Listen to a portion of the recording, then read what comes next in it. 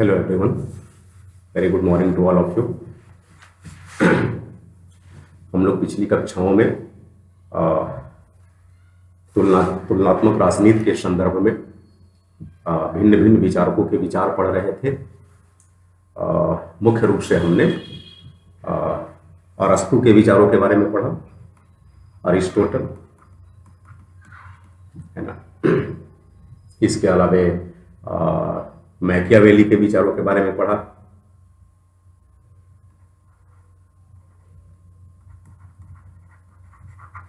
Machiavelli के अलावे आपने पढ़ा फ्रेंच फिलोसफर मॉन्टेस्क्यू के विचारों को। कंपैरेटिव पॉलिटिक्स के कंटेक्स्ट में, तुलनात्मक राजनीति के संदर्भ में कंपैरेटिव पॉलिटिक्स। आशा करता हूं कि पीछे के तीनों लेक्चर्स बिल्कुल जैसा पढ़ाया गया है अक्षरशः आप तैयार कर चुके होंगे, क्योंकि इधर आपको काफी वक्त भी मिल रहा है। वैसे मैं आपसे कमिटमेंट किया था कि हर हफ्ते मैं 4 लेक्चर्स दूंगा, है ना, ऑन एन एवरेज।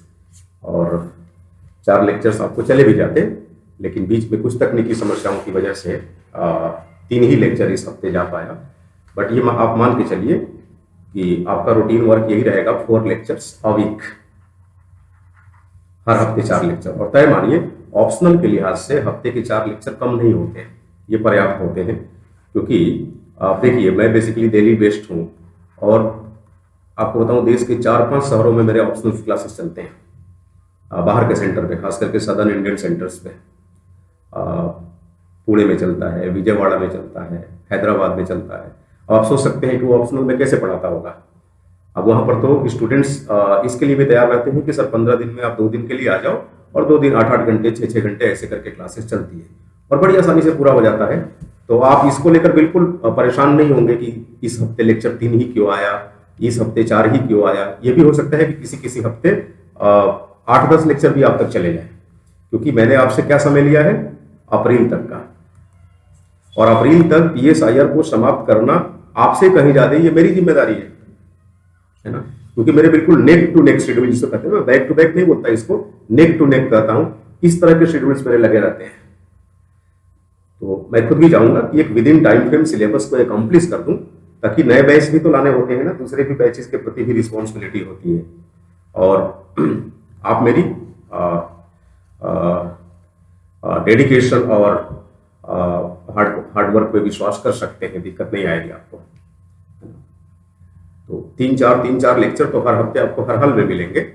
और कभी कभी ऐसा भी हो सकता है कि शुरू में ही आपको 4 लेक्चर्स दे दिए जाएं। आप आराम से पूरे 1 हफ्ते पढ़िए, रिवाइज करिए, प्रैक्टिस करिए। और आपको ईमेल आईडी प्रोवाइड करा ही दी गई है। आज से मैं क्वेश्चन भी देना शुरू करूंगा। अभी थोड़ा स्लो स्पीड में मैं इसलिए भी चल रहा हूँ कि कई सारे स्टूडेंट्स को लेट से पता चल रहा है कि बैच शुरू हो गया है, तो वो भी बैच में आ जाए तो उनको भी बहुत ज्यादा समस्याएं पैदा ना हो। अदरवाइज आपको याद होगा, एक बार मैं बोला था कि आपका लेक्चर 4 घंटे तक जा सकता है, और ये जाएगा बहुत जल्दी। आप देखेंगे, हो सकता है मिड दिसंबर के बाद आपको बड़े बड़े लेक्चर्स मिलने लगे, है ना, 3-3 घंटे का, 4-4 घंटे का। और आपको भी तब तक पूरा इंटरेस्ट आपका डेवलप हो चुका रहेगा सब्जेक्ट में। फिर 4 घंटे भी आपको ऐसा लगेगा कि 40 मिनट ही आपने समय दिया, इस तरीके से। क्योंकि आप खुद ही महसूस कर रहे होंगे पीछे की 3 क्लासेस करके कि ये सब्जेक्ट कितना इंटरेस्टिंग है, ये बहुत इंटरेस्टिंग है। इसके बारे में लोग भ्रांतियां फैला दिए हैं, खास करके हिंदी मीडियम बच्चों में, कि हिंदी मीडियम के लिए ये सब्जेक्ट नहीं है। ऐसा कुछ नहीं है। अभी इस बैच में आपको बताऊं, कम से कम 7 से 8 ऐसे स्टूडेंट्स हैं जो बेसिकली इंग्लिश मीडियम के हैं। और चूंकि इंग्लिश मीडियम का बैच दिसंबर लास्ट में ही मैं ला पाऊंगा, इसलिए वो लड़के अभी हिंदी मीडियम में कंटिन्यू रखे हुए हैं। जैसे ही इंग्लिश मीडियम स्टार्ट होगा, उनको मैं इंग्लिश मीडियम में शिफ्ट कर दूंगा, है ना। और उन्हें खुद रियलाइज होगा कि हिंदी वाले लेक्चर और इंग्लिश वाले लेक्चर में कोई फर्क नहीं, क्योंकि मैं जो आपको हिंदी में पढ़ाता हूं, ये बेसिकली मूल रूप से मेरे पास जो लेक्चर की फ्रेमिंग होती है मेरे दिमाग में, वो बेसिकली इंग्लिश मीडियम की ही होती है। क्योंकि मैं आमतौर पे आपको बताऊं, ईमानदारी से मैं झूठ नहीं बोलता, ये हिंदी मीडियम का मेरा पहला बैच है ना। और आप में से सबको ये मालूम भी होगा। तो मुझे जो वर्क करना पड़ता है आपके लिए, वो केवल टर्मिनोलॉजीज पे वर्क करना पड़ता है, कि इंग्लिश के टर्म को विशुद्ध रूप से मैं हिंदी में आप तक प्रोवाइड करा सकूं। बस यही काम करना है। अदरवाइज ये पूरा का पूरा सिलेबस मेरे टिप्स पे है ना। अगर मैं 1 गो में बैठूं तो 10 घंटे की रिकॉर्डिंग कर सकता हूं PSIR की, तो मुश्किल नहीं है। इसलिए इसको लेकर बिल्कुल आप चिंतित नहीं होंगे कि 1.5-2 घंटे का ही लेक्चर हो रहा है, 3-4 लेक्चर ही आ रहा है। ये मेरे ऊपर आप छोड़ दीजिए। आपकी बस ये कोशिश होनी चाहिए कि हर हफ्ते 3-4 लेक्चर तो जाएगा ही जाएगा, ऑन एन एवरेज 4 लेक्चर। आपको इसे कैसे आत्मसात कर लेना है, 100% इसे कैसे प्रिपेयर कर लेना है ना। आपकी प्राथमिकता ये होनी चाहिए, शेष चीजें आप मेरे ऊपर छोड़ दीजिए। जितना आप इस सब्जेक्ट के बारे में खुद के लिए खुद से सोचेंगे, आप तय मानिए उससे कई गुना ज्यादा मैं आपके लिए इस सब्जेक्ट को ध्यान में रखते हुए सोचता हूं और उसे करूंगा, है ना। तो ईमानदारी से आप बस लेक्चर को फॉलो करते रहिए। जो जो मैं आपको असाइनमेंट दूं उस असाइनमेंट को आप पूरा करिए, पूरा करके आप मेरे पास भेजिए। अभी तक ठीक है, क्योंकि 2-3 लेक्चर ही हुए हैं तो कोई क्वेश्चंस वगैरह नहीं दिया हूं। अभी तुरंत मैं आपको 3 से 4 लेक्चर दूंगा और आप जितने स्टूडेंट्स हैं, है ना, लगभग आपकी संख्या मुझे लगता है कि 45 to 50 होगी। तो मेरे पास ये पूरे के पूरे 45 से 50 लोगों के आंसर्स आने चाहिए, है ना, with name and mobile number दोनों आपके आंसर्स पे लिखा होना चाहिए। करेक्शन करके मैं आपको भेजूंगा और पर्सनली जिस उत्तर पे मुझे आपसे बात करने की आवश्यकता पड़ेगी तो मैं खुद से आपसे बात भी करूंगा, है ना, कि कहाँ क्या और इसमें आप सुधार कर सकते हैं। ठीक है, चलिए।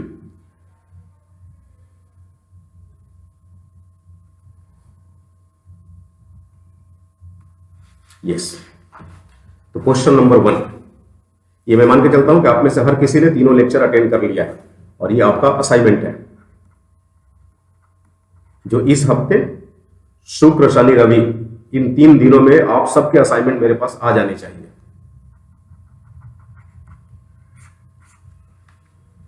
क्वेश्चन नंबर 1,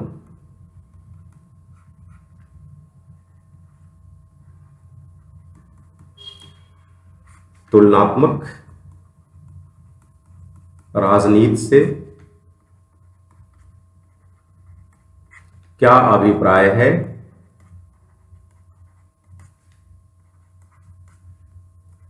तथा इसके संदर्भ में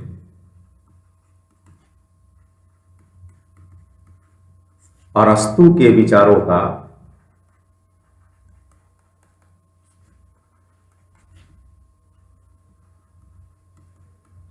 उल्लेख करें।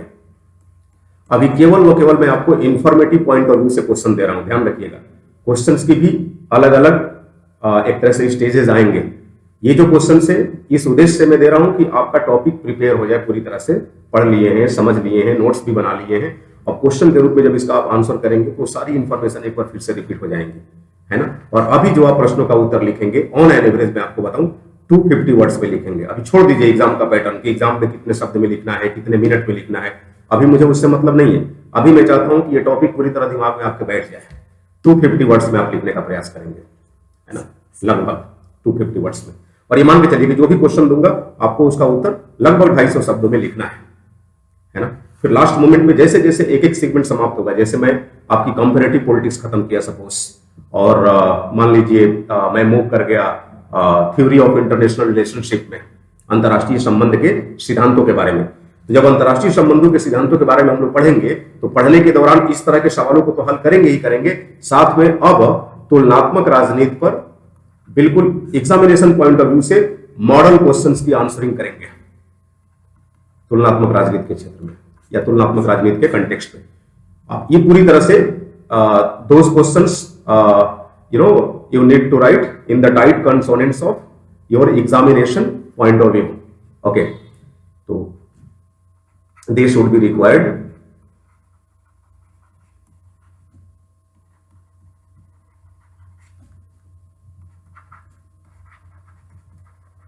to follow the consonants of, consonants, conformity, consonants of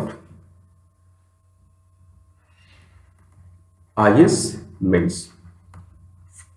अब इन प्रश्नों का उत्तर लिखते समय आप IS मेंस के पैटर्न को फॉलो करेंगे और वहां हम लोग अलग तरह की रणनीति का अनुपालन करेंगे। और जाहिर सी बात है इंफॉर्मेशन पॉइंट ऑफ व्यू से अगर आप साउंड हैं तो एग्जाम पॉइंट ऑफ व्यू से लिखने में कोई समस्या नहीं आएगी। वहां बिल्कुल टाइम सेट करके, टाइमर सेट करके कि हाँ हमें 8 मिनट में इस सवाल का उत्तर लिख लेना है, 6 मिनट में लिख लेना है, इस तरह से प्रैक्टिस करेंगे, है ना। बट अभी ये फर्स्ट गो की प्रैक्टिस है। Okay, second question,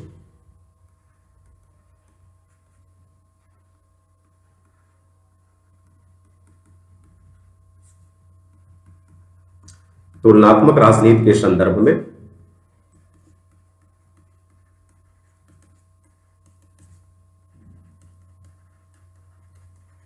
Machiavelli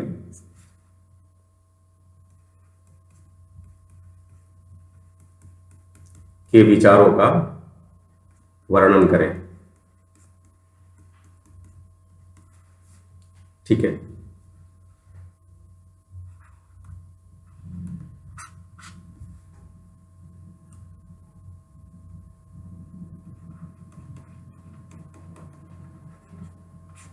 Montesquieu ने तुलनात्मक राजनीति के संदर्भ में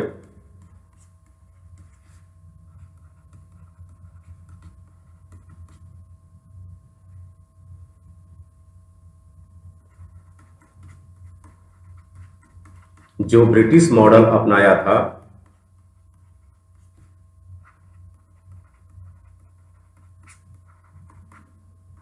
उसके क्या दोष थे, यानी क्या डिमेरिट्स थे। What are the demerits of Montesquieu sample of comparative politics. Montesquieu sample of comparative politics, उसका सैंपल क्या था? ब्रिटिश राजनीतिक प्रणाली थी, और ब्रिटिश राजनीतिक प्रणाली को सैंपल बनाकर जो उसने तुलनात्मक राजनीति के संदर्भ में अपना विचार दिया, उन विचारों में क्या कुछ कमियां निकल कर आती है, क्या कुछ खामियां निकल कर आती है। समझ रहे हैं? तो इसे आप लिखने का प्रयास करेंगे।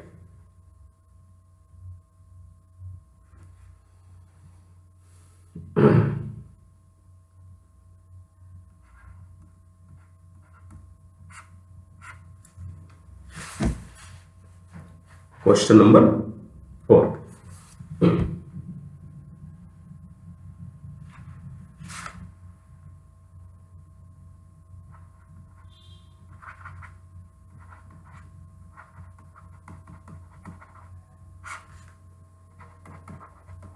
तुलनात्मक राजनीति के परिप्रेक्ष्य में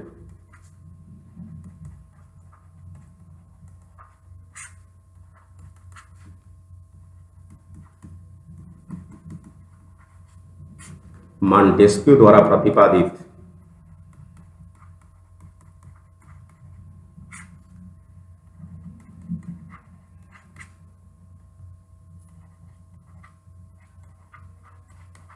शक्ति पृथक्करण की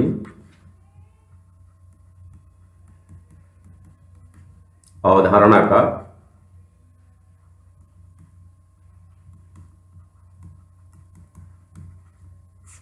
आलोचनात्मक विश्लेषण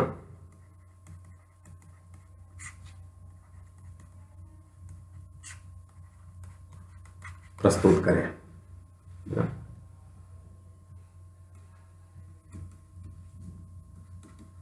give the critical assessment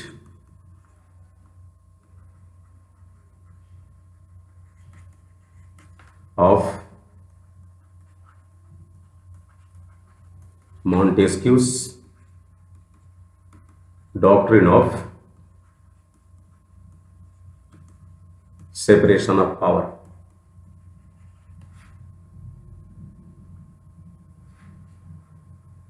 question number 1 का भी मैं इंग्लिश फॉर्मेट लिख दे रहा हूं ताकि इंग्लिश मीडियम वाले स्टूडेंट्स को दिक्कत ना आए। तुलनात्मक राजनीति से क्या अभिप्राय है? What is meant by comparative politics?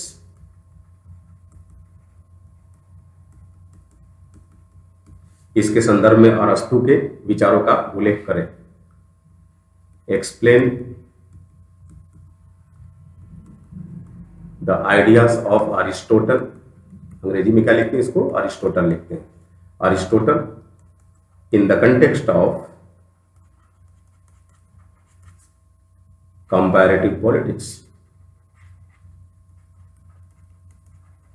Okay, तुलनात्मक राजनीति के संदर्भ में मैकियावेली के विचारों का वर्णन करें।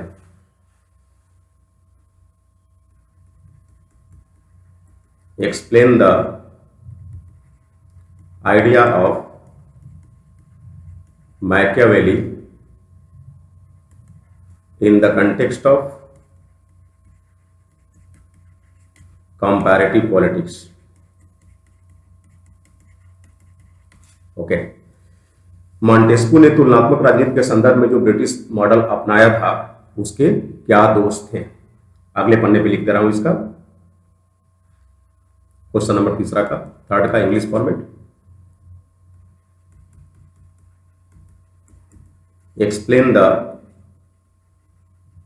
डिमेरिट्स ऑफ Montesquieu's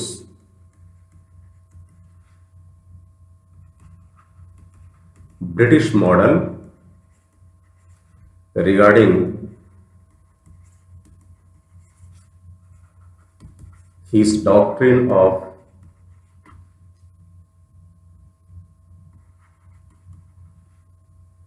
डॉक्ट्रिन नहीं था ना, तुलनात्मक राजनीति ना।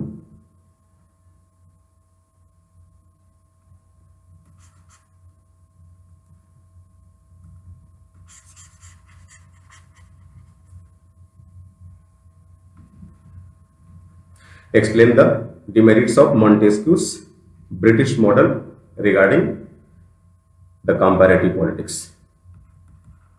regarding the study of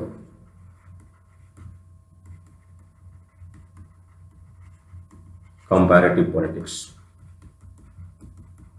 okay, तो इन चार प्रश्नों का उत्तर आपको लिखना है ना, और आप आराम से इसको लिखिए खूब बढ़िया से, और लिखने के बाद आप कोशिश करेंगे कि इसको पेज पे, खैर ठीक है मैं इसकी हार्ड कॉपी निकलवाऊंगा, तो आप वर्टिकल मॉडल पर भी, वर्टिकल मोड पे भी अगर इसका क्लिक करके फोटो क्लिक करके मेरे पास भेजते हैं, मेल करते हैं, तो कोई दिक्कत नहीं होगी। उसकी हार्ड कॉपी निकाल के करेक्शन करके देन स्कैन करके मैं आपको वापस कर दूंगा, ठीक है।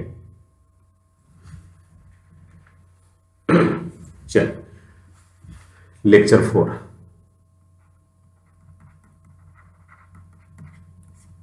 आज हम लोग पढ़ेंगे तुलनात्मक राजनीति के प्रमुख उपागम।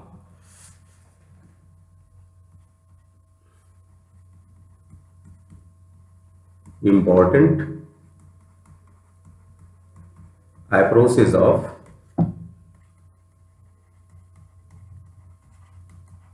Comparative politics, right.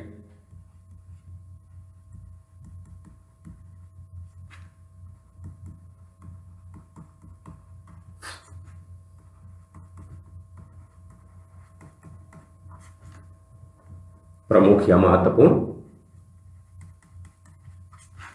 उपागम, ठीक है। देखिए, कंपैरेटिव पॉलिटिक्स के मूल रूप से दो तरह के अप्रोच है, यानी तुलनात्मक राजनीति के संदर्भ में हमें दो प्रकार के अप्रोच दिखते हैं। There are mainly two different approaches concerning the study of comparative politics, right. First one is conventional approach.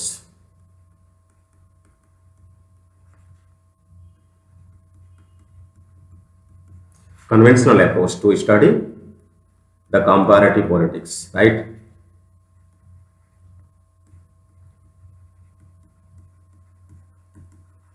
To study the comparative politics. And second one is modest approach. It is also called as modern approach. Modest approach to study the comparative politics.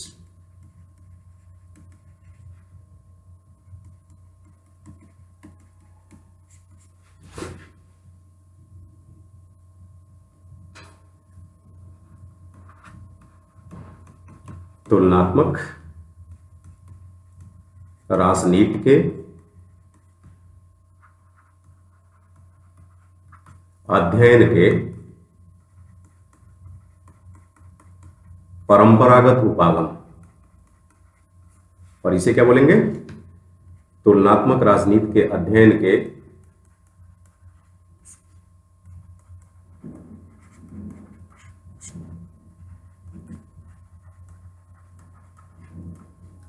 के आधुनिक उपागम, है ना, आधुनिक उपागम। आप सबको ज्ञात है तुलनात्मक राजनीति के अध्ययन से क्या तात्पर्य है। जाहिर सी बात है अलग अलग राजनीतिक व्यवस्थाओं का तुलनात्मक अध्ययन, अलग अलग राजनीतिक व्यवस्थाओं के तहत जो भी इंस्टीट्यूशंस हैं, संस्थान हैं, उनके मध्य आपस में तुलनात्मक अध्ययन, समझ रहे हैं, कौन सी शासन प्रणाली उत्तम होगी, कौन सी शासन प्रणाली एक तरह से कह सकते हैं निरंकुश होगी, बुरी होगी, इन सब के बारे में हम अध्ययन करते हैं कंपैरेटिव पॉलिटिक्स में। ये सब आपको मालूम है। अब देखिए कन्वेंशनल जो अप्रोच है यानी तुलनात्मक राजनीति के अध्ययन के जो परंपरागत स्रोत हैं, इसमें बेसिकली हम लोग आप कह सकते हैं 3 तरह के उपागमों के बारे में पढ़ते हैं।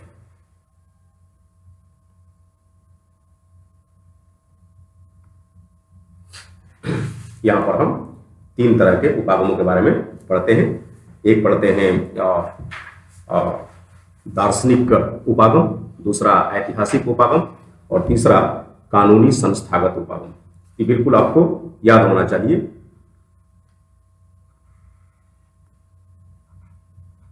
दार्शनिक उपागम,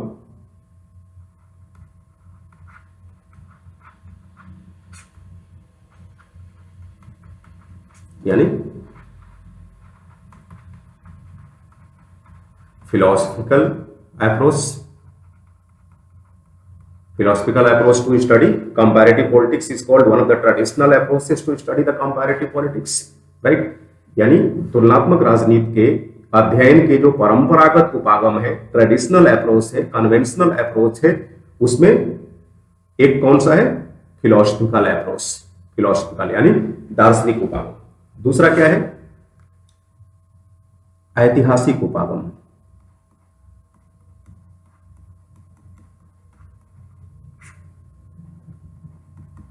ऐतिहासिक उपागम यानी हिस्टोरिकल अप्रोच, ठीक है। और तीसरा क्या है? यहां लिखता हूं, तीसरा है कानूनी संस्थागत उपागम। कानूनी संस्थागत उपागम, लीगल इंस्टीट्यूशनल अप्रोच। और ध्यान रखेंगे इसी को, कानूनी संस्थागत उपागम को ही कानूनी औपचारिक उपागम भी बोला जाता है, या औपचारिक कानूनी उपागम यानी formal legal approach. Formal legal approach. आपको बताऊं आधुनिक काल में अगर तुलनात्मक राजनीति की जो विभिन्न परंपरागत उपागम है उनमें सबसे अधिक आप इन्हीं के बारे में पाते हैं, कानूनी संस्थागत उपागम, या फिर आप कह सकते हैं औपचारिक कानूनी उपागम, फॉर्मल लीगल अप्रोच, ठीक है। तो तुलनात्मक राजनीति के जो विभिन्न महत्वपूर्ण उपागम है उनमें अगर हम कन्वेंशनल अप्रोचेस की बात करें, परंपरागत उपागमों की बात करें, तो परंपरागत उपागमों में 3 के बारे में हमें पढ़ना है। कौन कौन?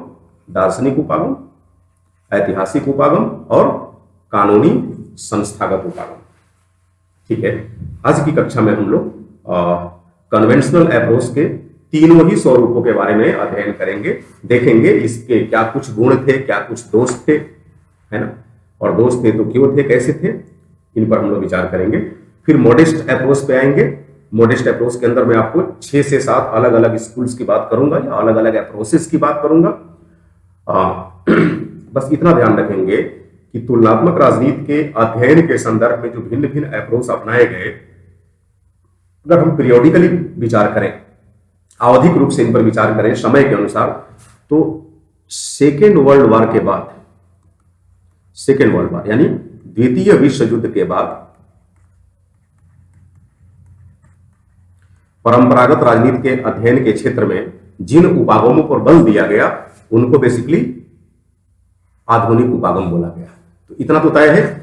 सेकेंड वर्ल्ड वॉर भाई 1939 से 44 तक चला था, 44-45, तो 19 एक तरह से कह सकते हैं कि 20वीं सदी के मध्य से, है ना, लगभग 20वीं सदी के मध्य से एक तरह से कह सकते हैं आधुनिक उपागमों का दौर शुरू हुआ। यानी परंपरागत राजनीति के अध्ययन में 20वीं सदी के मध्य से, है ना, हम लोग आधुनिक उपागमों के बारे में पढ़ना शुरू करते हैं। उसके पहले के जो भी अप्रोचेस हैं, approaches to study the comparative politics, वे उपागम जो तुलनात्मक राजनीति के अध्ययन में इस्तेमाल होते रहे और जिनका कार्यकाल सेकेंड वर्ल्ड वॉर से पहले था, ये सबके सब किस कैटेगरी में आते हैं? तुलनात्मक राजनीति के अध्ययन के परंपरागत उपागमों के कैटेगरी में आते हैं। क्लियर है इतनी बात? चलिए, यानी दो तरह के उपागम, परंपरागत तथा आधुनिक। आधुनिक उपागमों का दौर कब शुरू हुआ? द्वितीय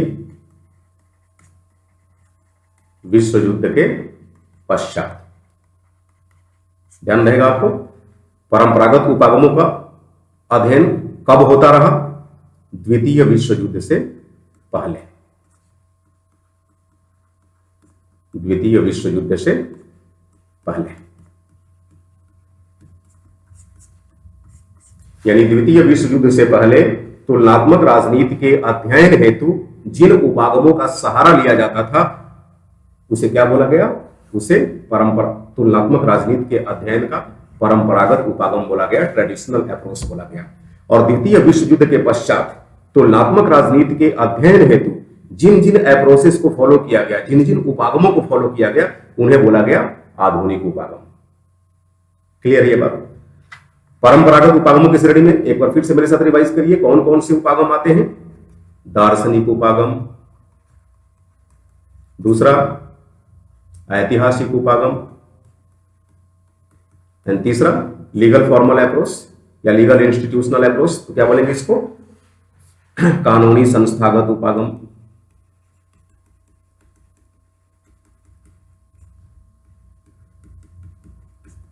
कानूनी संस्थागत उपागम। क्लियर है? चलिए, अब इस टॉपिक को प्रारंभ करने से पहले जाहिर सी बात है, तुलनात्मक राजनीति के लिए हम लोग सबसे पहले किसकी बात करेंगे? परंपरागत उपागमों की बात करेंगे। तुलनात्मक राजनीति के अध्ययन हेतु सर्वप्रथम हम लोग किसकी बात करने जा रहे हैं? परंपरागत उपागमों की। इसके बाद आधुनिक उपागमों के बारे में पढ़ेंगे। लेकिन इन सबको जानने से पहले आपको मैं दो एक तरह से कह सकते हैं सिद्धांत के बारे में बताना चाहता हूं, या दो मेथड्स के बारे में बताना चाहता हूं, क्योंकि जब वो मेथड आप समझ जाएंगे और फिर उन मेथड्स का मैं हवाला दूंगा तो आगे के कंसेप्ट को समझने में कोई समस्या नहीं होगी। तो देखिए, दो थ्योरी होती है जिसका मैं उल्लेख आगे के लेक्चर में करने वाला हूं। एक डिडक्टिव थ्योरी, दूसरी इंडक्टिव थ्योरी।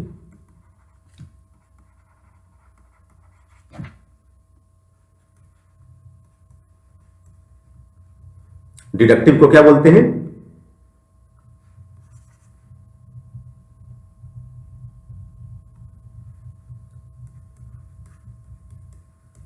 निगमनात्मक सिद्धांत। और इंडक्टिव को क्या बोलते हैं?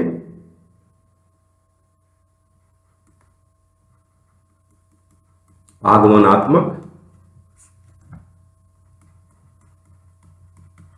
सिद्धांत। हो सकता है अभी भी चीजें क्लियर ना हो, बट देखिए, इसको मेरे साथ समझिए। जैसे मान लीजिए यहां पर मैं लिखूं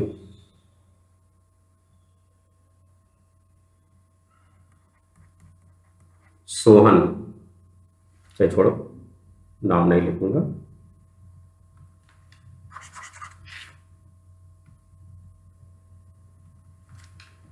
एक्स कोई व्यक्ति है, इसकी मृत्यु हो गई,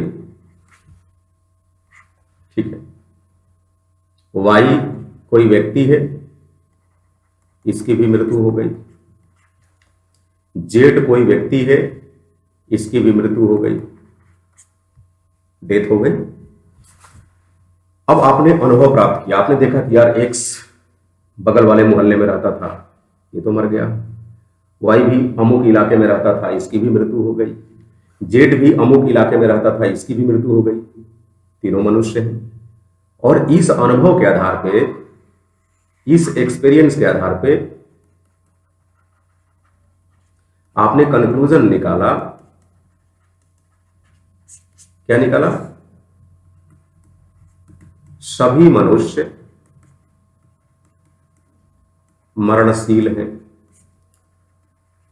ऑल मेन आर मोर्टल। भाई आपका निष्कर्ष क्या निकला? यही निकला ना कि सभी मनुष्य मरणशील हैं। और यह निष्कर्ष कैसे निकला?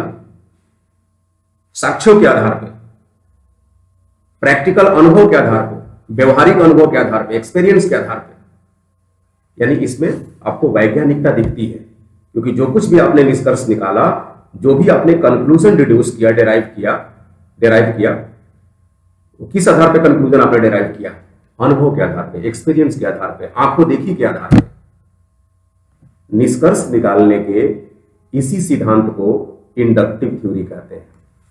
याद रहेगा आपको, निष्कर्ष निकालने के इसी सिद्धांत को क्या बोलते हैं? आगमनात्मक सिद्धांत या इंडक्टिव थ्योरी। क्लियर? दूसरी बात, आते हैं जरा हम लोग डिडक्टिव थ्योरी पे। अब जैसे मान लीजिए पहले से ही हमने एक आइडिया डेवलप कर लिया, और वो आइडिया क्या है? सभी मनुष्य मरणशील हैं। सभी मनुष्य मरणशील हैं, ये आइडिया है। और इसी आइडिया की बुनियाद पर देखो, निष्कर्ष कभी पहले नहीं निकलता। निष्कर्ष के लिए आधार चाहिए। अब आधार व्यापक सैंपल्स को बनाते हैं कि किसी एक ही चीज को आपने आधार बना लिया और उसके आधार पर तमाम निष्कर्ष दे दिए। यहां पर सभी मनुष्य मरणशील है, इसको आपने आधार बनाया। यहां किसका आधार बनाया था? यहां आपने आधार बनाया, एक्स भी मर गया, वाई भी मर गया, जेड भी मर गया। और इस आधार पर आपने क्या निष्कर्ष निकाला? आपका कंक्लूजन था, निष्कर्ष था कि सभी मनुष्य मरणशील हैं। यहां पर क्या है? आधार है, सभी मनुष्य मरणशील है। अब जरा सोचिए, इस आधार के पीछे कोई वैज्ञानिकता दिख रही है क्या? नहीं थी। यहां कोई अनुभव नहीं है। अब ये मान लिया सभी मनुष्य मरणशील है, और इसके आधार पे आप किस निष्कर्ष पे पहुंचे? इसके आधार पे आप निष्कर्ष पे पहुंचते हैं कि एक्स भी मरेगा, वाई भी मरेगा, जेड भी मरेगा। ये आपका निष्कर्ष है। निष्कर्ष निकालने के इस सिद्धांत को डिडक्टिव थ्योरी कहते हैं। निगमनात्मक सिद्धांत या निगमनात्मक प्रणाली। मेरी बात समझ पा रहे हैं? पहले से ही आपने आधार वाक्य सुनिश्चित कर लिया, और उस आधार वाक्य की बुनियाद पर आपने निष्कर्ष निकाले। ये निगमनात्मक सिद्धांत होता है, डिडक्टिव थ्योरी। इंडक्टिव थ्योरी में क्या है? आपके पास जो भी सैंपल्स हैं, उन सैंपल्स को पहले आप एक्सपीरियंस करते हैं, महसूस करते हैं, और फिर आप निष्कर्ष पे पहुंचते हैं। इसको बोला गया इंडक्टिव थ्योरी। आप जरा खुद ही बताओ, डिडक्टिव थ्योरी ये अधिक वैज्ञानिक है कि इंडक्टिव थ्योरी वैज्ञानिक है? आपको नहीं लगता कि यह वैज्ञानिक है, साइंटिफिक है? क्यों साइंटिफिक है? क्योंकि यह साक्ष्य पर आधारित है। साक्ष्य पर आधारित है, अनुभव पर आधारित है, अनुभव पर आधारित है, व्यवहारिकता के नजदीक है।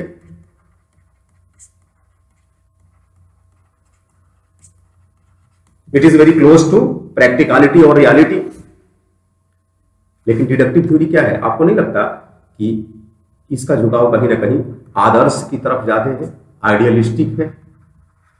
आइडियलिस्टिक है, लेस या नॉन साइंटिफिक है? नॉन साइंटिफिक है ना? प्रैक्टिकलिटी से दूर है।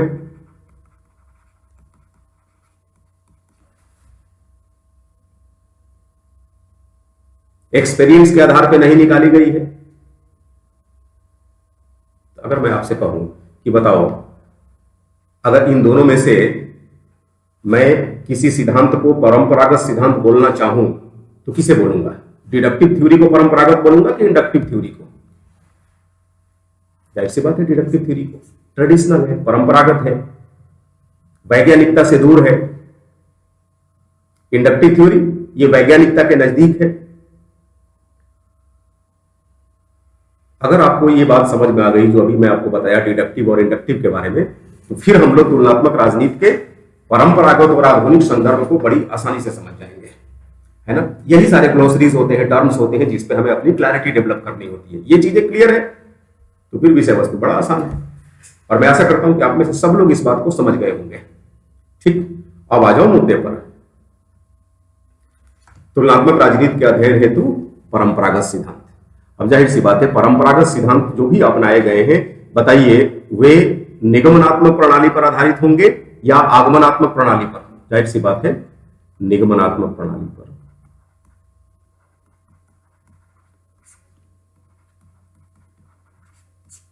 निगमनात्मक यानी डिडक्टिव पैटर्न यहां फॉलो किया गया है। यानी तुलनात्मक राजनीति के अध्ययन हेतु जो भी परंपरागत विधाएं अपनाई गई हैं, जो भी परंपरागत अप्रोच अपनाए गए हैं, उन सब की बुनियाद में कहीं ना कहीं सोचने का जो डिडक्टिव तरीका है वो शामिल है। चाहे वो दार्शनिक उपागम हो, ऐतिहासिक उपागम हो, या फिर कानूनी संस्थागत उपागम हो। समझ रहे हैं? वही जब आप आधुनिक उपागमों पर आएंगे, मॉडेस्ट अप्रोचेस पर, तो वहां आप देखेंगे कि डिडक्टिव की जगह इंडक्टिव थ्योरी का इस्तेमाल किया गया है, इंडक्टिव पैटर्न को फॉलो किया गया है तुलनात्मक राजनीति का अध्ययन हेतु, तुलनात्मक राजनीति का अध्ययन करने के संदर्भ में। क्लियर है? अब देखिए,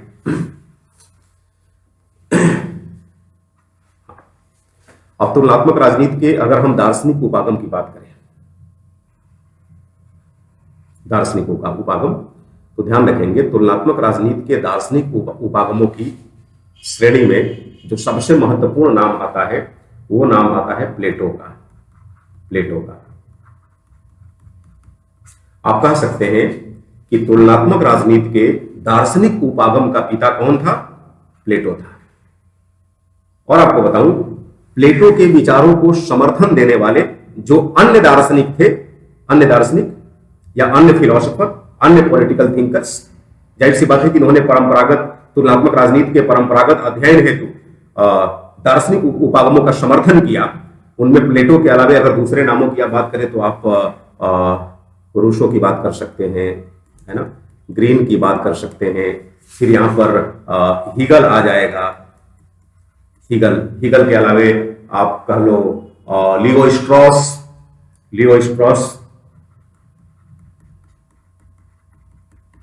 ये कुछ प्रमुख नाम है, ये कुछ प्रमुख नाम है तुलनात्मक राजनीति के, है ना, अध्ययन हेतु अपनाए गए परंपरागत उपागमों में दार्शनिक उपागम के अध्ययन हेतु। अगर आपसे मैं कहूं कि बताओ तुलनात्मक राजनीति के अध्ययन हेतु जो भी प्लेटो के द्वारा विचार दिए गए, रूसो के द्वारा विचार दिए गए, ग्रीन के द्वारा विचार दिए गए, हीगल के द्वारा विचार दिए गए, लियो स्ट्रॉस के द्वारा विचार दिए गए, ये विचार किससे मेल खाते हैं? तुलनात्मक राजनीति के अध्ययन हेतु परंपरागत उपागमों से या आधुनिक उपागमों से? जवाब क्या होगा? परंपरागत उपागमों। परंपरागत उपागमों की श्रेणी में आने वाली जो भिन्न भिन्न उपागम है, उनमें से किस उपागम से इनका संबंध है? तो जवाब क्या होगा? तुलनात्मक राजनीति के दार्शनिक परंपरागत उपागम से ये संबद्ध है। Means they are associated to philosophical traditional approach of comparative politics. Philosophical traditional approach of studying the comparative politics means they are associated to philosophical traditional या conventional approach of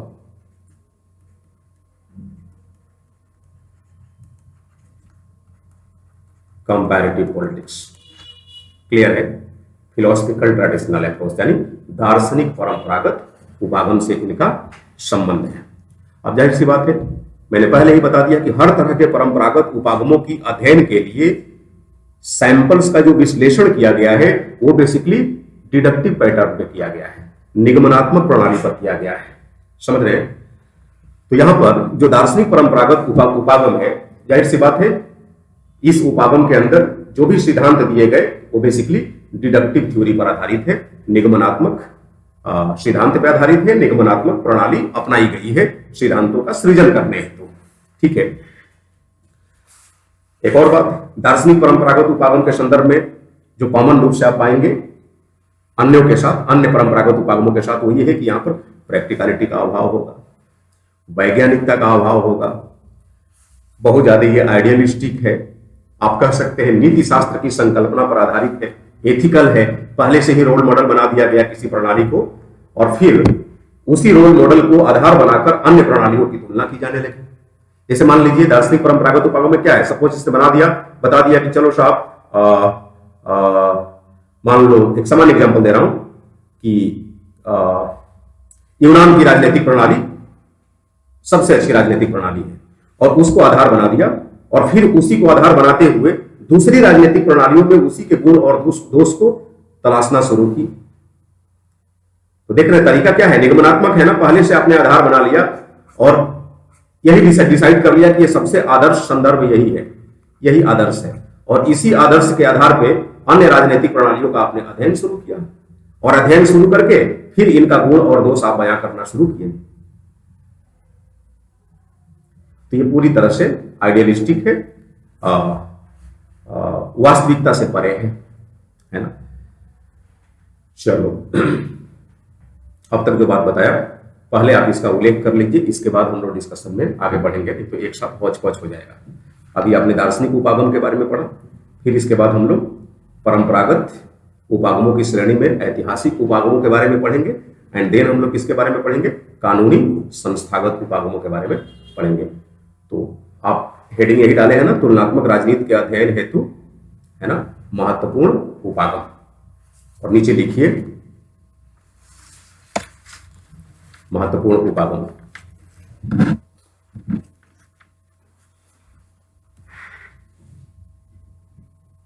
तुलनात्मक राजनीति के अध्ययन हेतु महत्वपूर्ण उपागम, नीचे डैश डाल के लिखेंगे।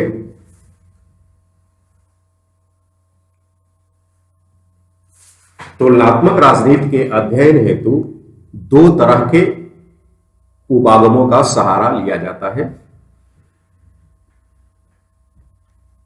तुलनात्मक राजनीति के अध्ययन हेतु दो तरह के उपागमों का सहारा लिया जाता है। दो तरह के उपागमों का सहारा लिया जाता है। पहला परंपरागत उपागम तथा दूसरा आधुनिक उपागम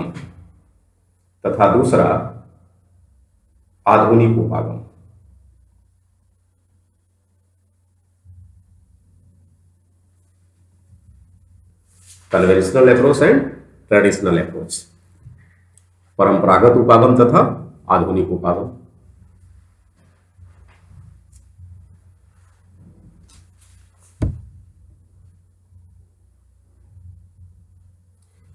परंपरागत उपागमों का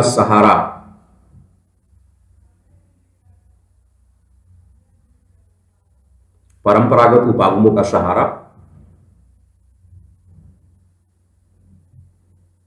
प्रमुख रूप से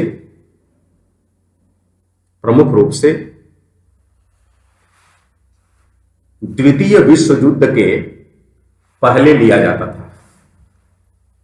परंपरागत उपागमों का सहारा प्रमुख रूप से द्वितीय विश्व युद्ध के पहले लिया जाता था, जबकि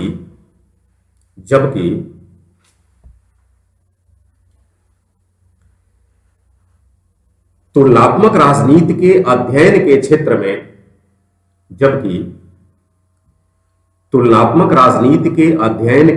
में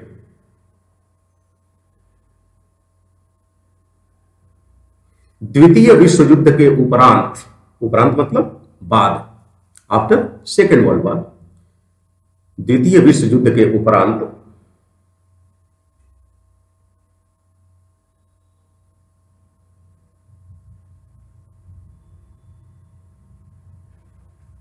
मैं भूल गया क्या बोल रहा था, एक बार फिर से बोल रहा हूं, आप जिस तरीके से लिख रहे होंगे उसके अकॉर्डिंग इसमें रिफॉर्म कर लेंगे। जबकि तुलनात्मक राजनीति के अध्ययन हेतु आधुनिक उपागमों का काल द्वितीय विश्व युद्ध के पश्चात प्रारंभ होता है। अपने तरीके से आप अमेंड कर लेंगे, द्वितीय विश्व युद्ध के उपरांत प्रारंभ होता है।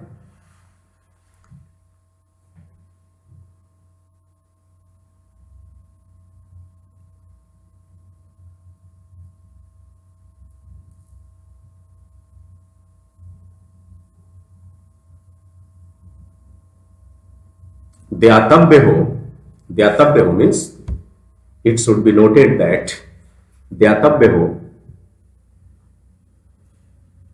तुलनात्मक राजनीति के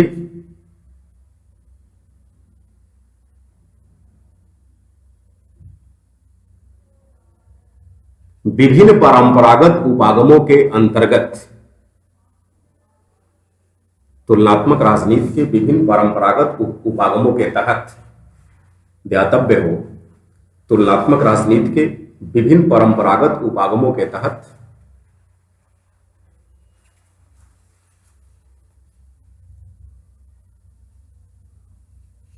अध्ययन की या शोध की रिसर्च की निगमनात्मक प्रणाली का सहारा लिया गया। अंडर ब्रैकेट लिख लेंगे डिडक्टिव पैटर्न या डिडक्टिव सिस्टम, निगमनात्मक प्रणाली का सहारा लिया गया।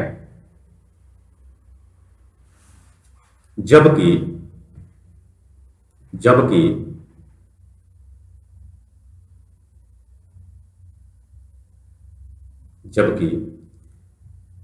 तुलनात्मक राजनीति के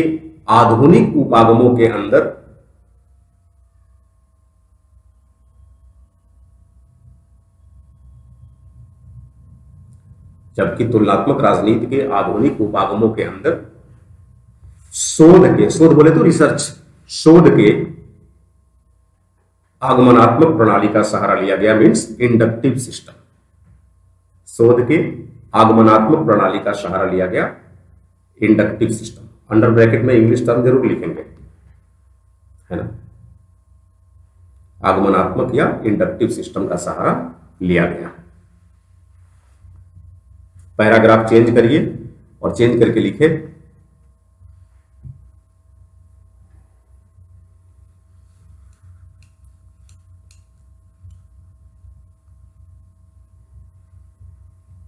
परंपरागत उपागमों के अंतर्गत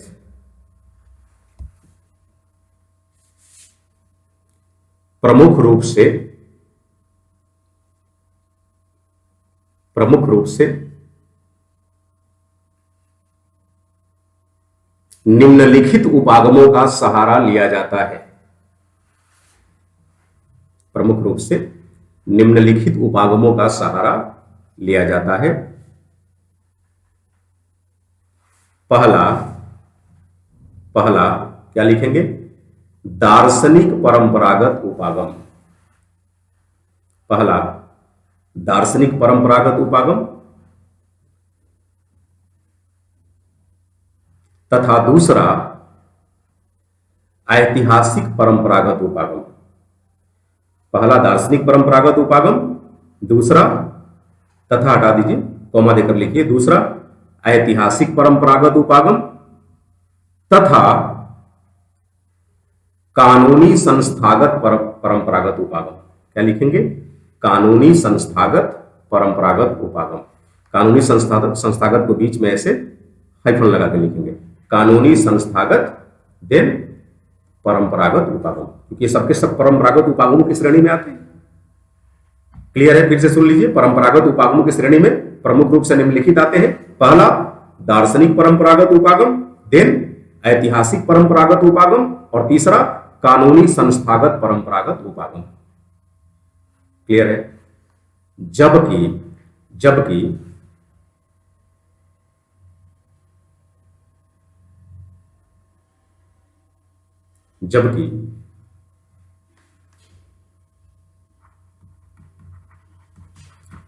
आधुनिक उपागमों की श्रेणी में in the category of modest approaches to study the comparative politics, जबकि आधुनिक उपागमों की श्रेणी में प्रमुख रूप से निम्नलिखित आते हैं। और निम्नलिखित के बाद डैश दे देंगे। क्या लिखेंगे? पहला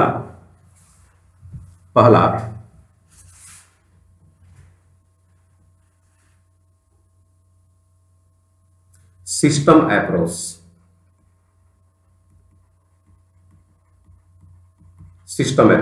यानी व्यवस्था उपागम।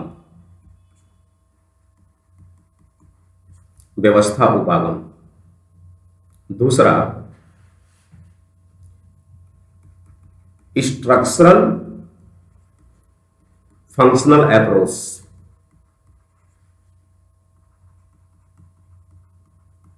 है ना, मीन्स संरचनात्मक कार्यात्मक उपागम।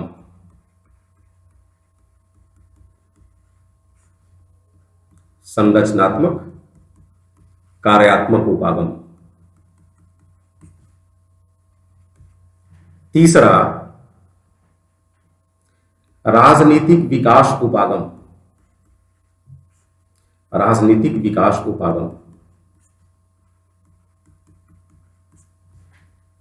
पॉलिटिकल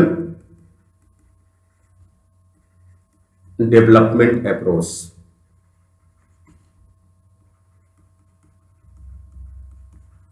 चौथा राजनीतिक आधुनिकीकरण उपागम,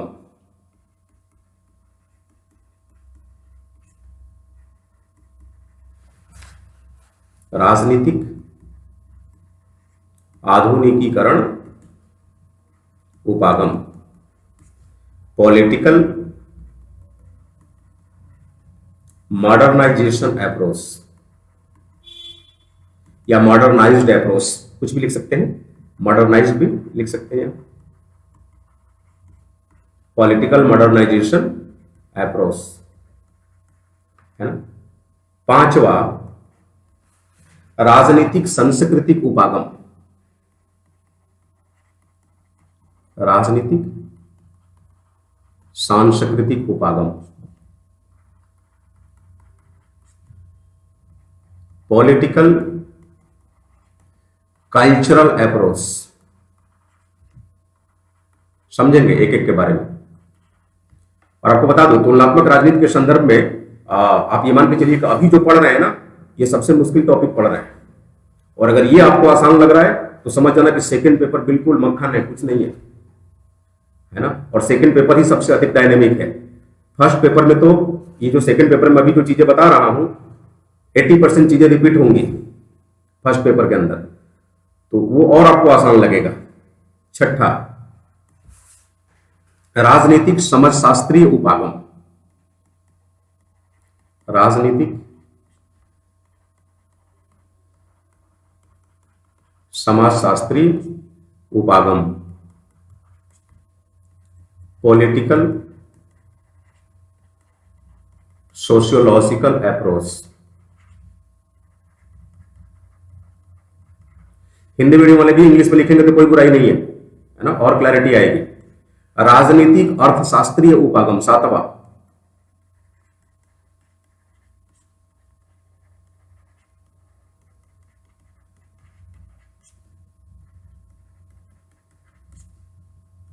पॉलिटिकल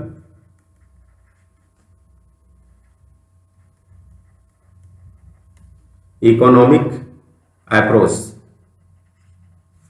ठीक है, पॉलिटिकल इकोनॉमिक अप्रोच।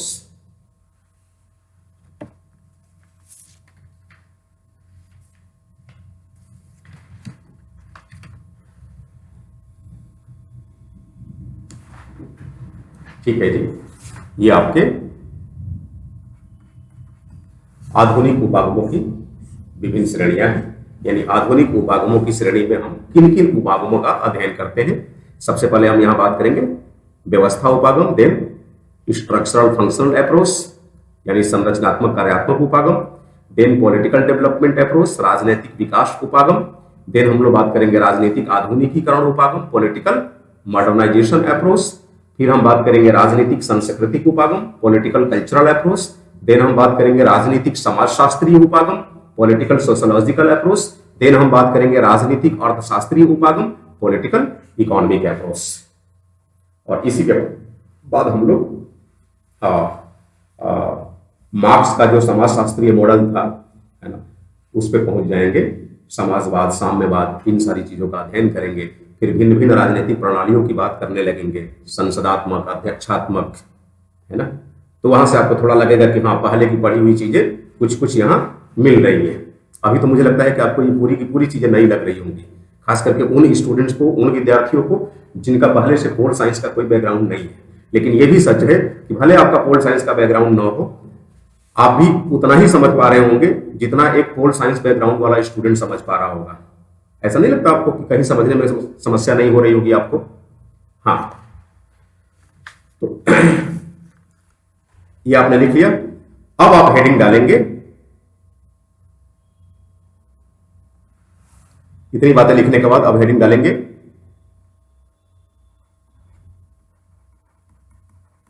तुलनात्मक राजनीति के अध्ययन हेतु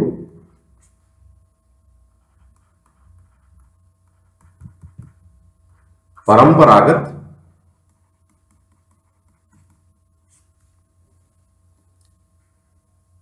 उपागमों का विश्लेषण। ये सीधे सीधे क्वेश्चन भी बन सकता है ना। अब परंपरागत उपागमों के विश्लेषण में सबसे पहले किसका विश्लेषण करेंगे आप? दार्शनिक परंपरागत उपागम। डैश दीजिए, अब लिखो दार्शनिक परंपरागत उपागम।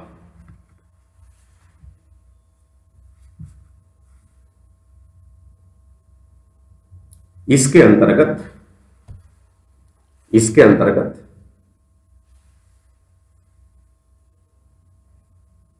सबसे अधिक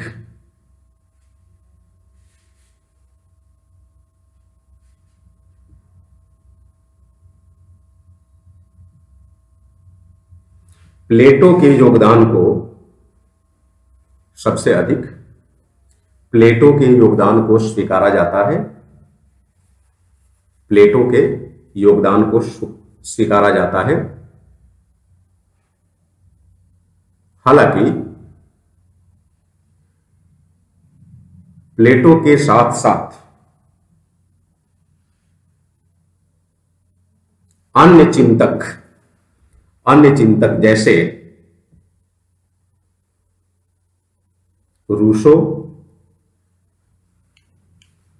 ग्रीन,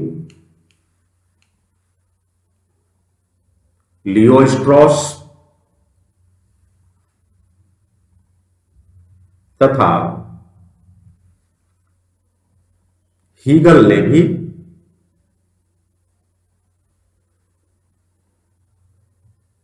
अपना महत्वपूर्ण योगदान दिया है। हीगल ने भी अपना महत्वपूर्ण योगदान दिया है।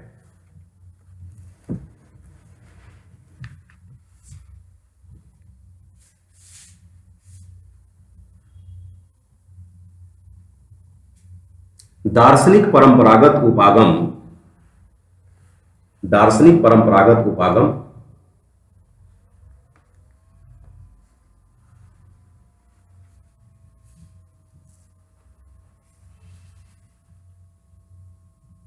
निगमनात्मक तरीके से या फिर निगमनात्मक प्रणाली का सहारा लेते हुए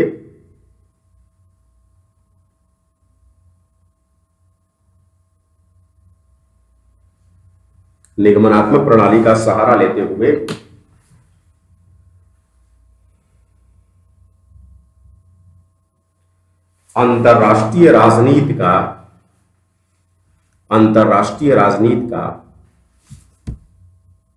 अध्ययन करता है।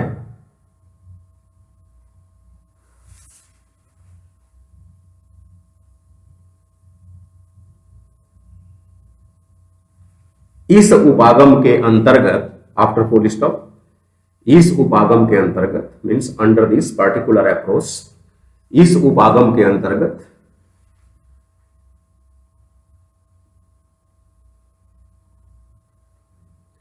तुलनात्मक राजनीति का अध्ययन हेतु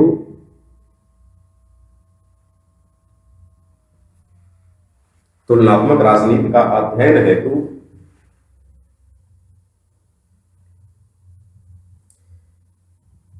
किसी मूलभूत मान्यता अथवा मान्यताओं को कुछ मूलभूत मान्यता अथवा मान्यताओं को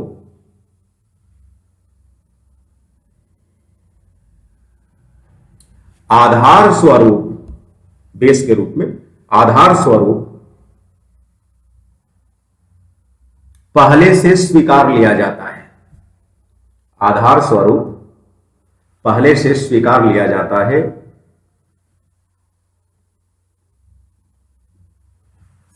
तथा उन्हीं की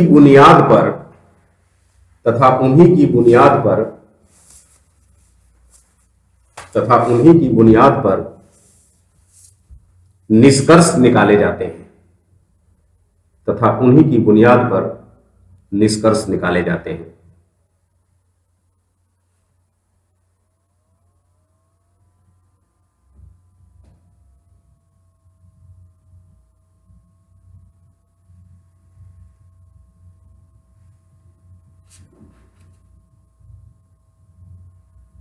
इस उपागम के अंतर्गत निकाले गए निष्कर्ष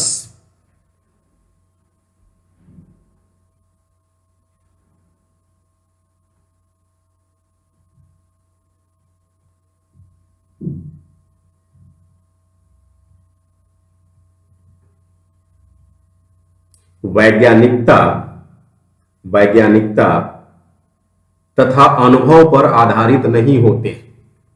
वैज्ञानिकता तथा अनुभव पर आधारित नहीं होते।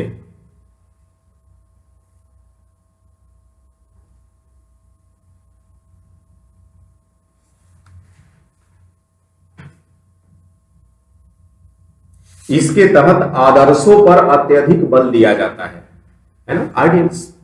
इसके तहत आदर्शों पर अत्यधिक बल दिया जाता है। अतः यहां निष्कर्ष आदर्श मूलक होते हैं। कैसे होते हैं? निष्कर्ष आदर्श मूलक होते हैं। ऐसे लिखेंगे, निष्कर्ष कैसे होते हैं? आदर्श मूलक।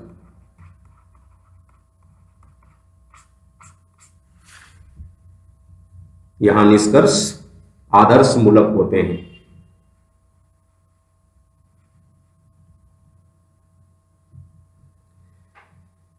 इस उपागम के तहत आफ्टर फुल स्टॉप लिखेंगे, इस उपागम के तहत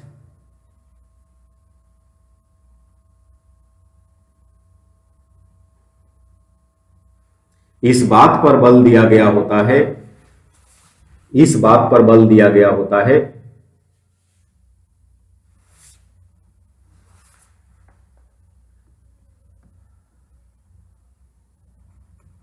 कि संविधान तथा सरकार का स्वरूप कैसा होना चाहिए। संविधान तथा सरकार का स्वरूप कैसा होना चाहिए। चाहिए के बाद सिंबल ऑफ इंट्रोगेशन लगाएंगे, क्वेश्चन मार्क। संविधान तथा सरकार का स्वरूप कैसा होना चाहिए।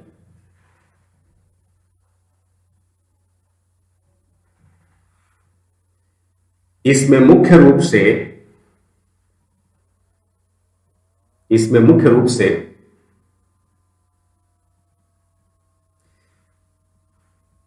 एक सर्वश्रेष्ठ शासन प्रणाली की खोज पर बल दिया जाता है। इसमें मुख्य रूप से एक सर्वश्रेष्ठ या सर्वोत्तम शासन प्रणाली की खोज पर बल दिया जाता है।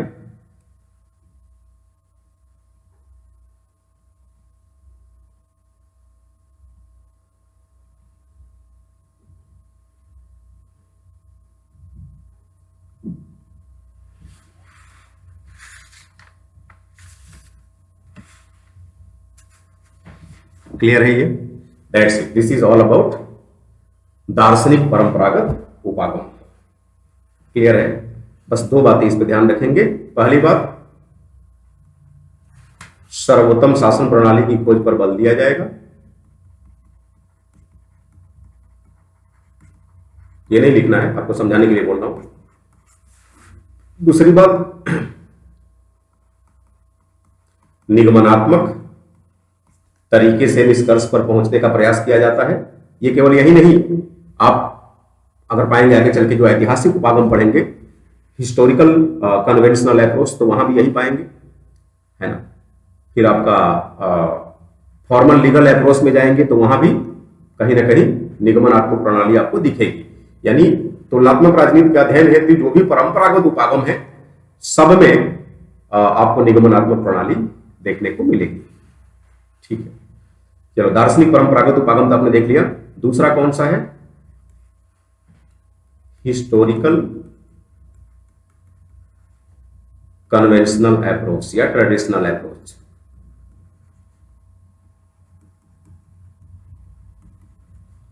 ऐतिहासिक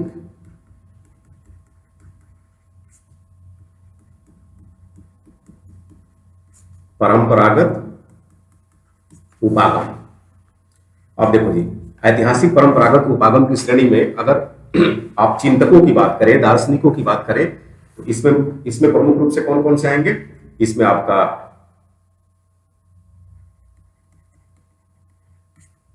अरस्तु है, फिर मैकियावेली है, फिर आपका सेबाइन आ जाएगा इसमें, है ना। अरस्तु, मैकियावेली, सेबाइन, फिर आपका डनिंग है। तो आप दो को याद रखिए, अरस्तु और मैकियावेली को, है ना। तो अरस्तु और मैकियावेली प्रमुख रूप से ऐतिहासिक परंपरागत उपागम को देने वाले चिंतकों की श्रेणी में आते हैं। अब देखिए, ऐतिहासिक परंपरागत उपागम क्या है। इसमें किसी भी देश की राजनीतिक या संवैधानिक व्यवस्था का अध्ययन करने के लिए ऐतिहासिक साक्ष्यों पर बल दिया जाता है। ऐतिहासिक साक्ष्यों पर एक सिंपल सा एग्जांपल आपको बता रहा हूं। भारत में पहले अंग्रेजों की हुकूमत हुआ करती थी। अंग्रेजों की हुकूमत के पश्चात जब हम आजादी की दहलीज पर खड़े हुए और लगा कि अब हम आजाद होंगे, जल्दी ही हमें आजादी मिलने वाली है, तो हम अपने लिए नई राजनीतिक प्रणाली के बारे में विचार करना शुरू कर दिए थे।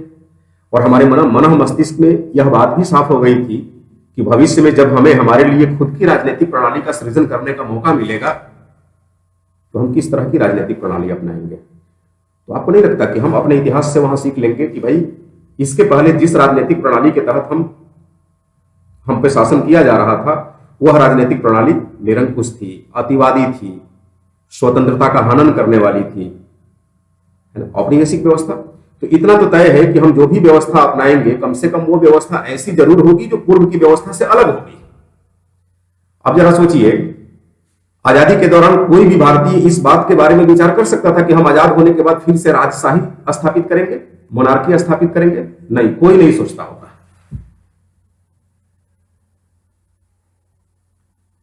तो यहां पर जो चिंतक होते हैं, विश्व की राजनीतिक प्रणालियों का जब अध्ययन करते हैं और देखते हैं कि ठीक है जी, भारत में लोकतांत्रिक संसदात्मक व्यवस्था है, तो इसके पीछे की वजह क्या है, तो पीछे का इतिहास खंगालेंगे, देखेंगे अच्छा ये तो लंबे समय तक औपनिवेशिक हुकूमत का शिकार रहा है। तो जाहिर सी बात है, औपनिवेशिक हुकूमत का शिकार देश जब भी आजाद होगा तो एक ऐसी व्यवस्था जरूर चाहेगा या ऐसी व्यवस्था जरूर अपनाएगा जो उपनिवेशवाद से दूर हो, उपनिवेशवाद से अलग हो। तो इस तरह के सैंपल साइज का इस्तेमाल जो थिंकर्स करते हैं तुलनात्मक राजनीति का अध्ययन हेतु, उनको किस तरह का थिंकर बोला जाता है? ऐतिहासिक परंपरागत उपागम को अपनाने वाले थिंकर्स, ऐतिहासिक परंपरागत उपागम को अपनाने वाले चिंतक। समझ रहे हैं मेरी बात? तो आप सामान्य भाषा में यह कह लीजिए कि वर्तमान राजनीतिक व्यवस्थाओं का अध्ययन करने हेतु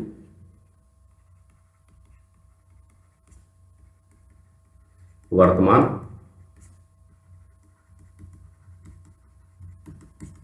राजनीतिक व्यवस्थाओं का अध्ययन करने हेतु इतिहास को जानने पर बल दिया जाता है। इतिहास को जानने पर बल दिया जाता है।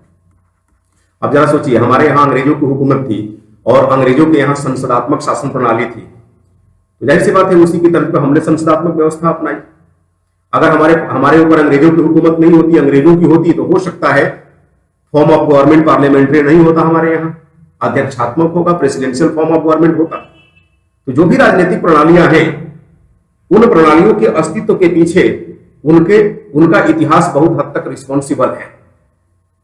तो भिन्न भिन्न राजनीतिक प्रणालियों के अस्तित्व के पीछे के इतिहासों का अध्ययन करना और उनके अध्ययन के उपरांत यह निष्कर्ष निकालना कि अच्छा, वर्तमान राजनीतिक व्यवस्था अमुक देश में इस प्रकार की अपनाई गई है, तो क्यों अपनाई गई है। यह जो अध्ययन का अप्रोच है, इसको बोला गया हिस्टोरिकल कन्वेंशनल अप्रोच, ऐतिहासिक परंपरागत उपागम। और इस उपागम का सहारा लेने वाले जो चिंतक थे, मुख्य रूप से कौन थे? अरस्तु है, सेबाइन है, डनिंग है, मैकियावेली है। इस तरह के चिंतक ऐसे अप्रोच को फॉलो किए तुलनात्मक राजनीति का अध्ययन करने हेतु, है ना, इतिहास को जानने पर बल दिया गया। सामान्य भाषा में कहिए कि भिन्न भिन्न देशों की संवैधानिक व राजनीतिक व्यवस्थाओं का अध्ययन उनसे जुड़े हुए इतिहासों के अध्ययन के आधार पर किया गया, है ना। है ये परंपरागत तरीका है, बट किस पर आधारित है? इतिहास पर आधारित है। इसीलिए इसको नाम क्या दिया गया? Historical conventional approach, historical conventional approach. तो अब लिखिए दूसरा, ऐतिहासिक परंपरागत उपागम, और फिर यहां डैश दे दीजिए, हिस्टोरिकल कन्वेंशनल अप्रोच, ऐतिहासिक परंपरागत उपागम।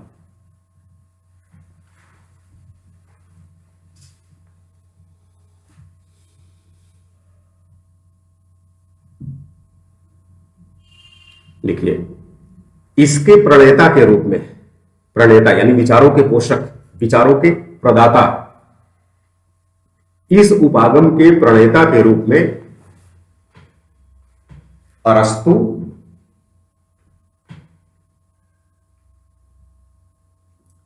मैकियावेली, अरस्तु,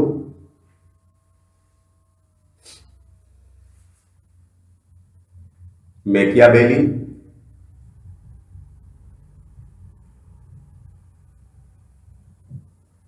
सेबाइन,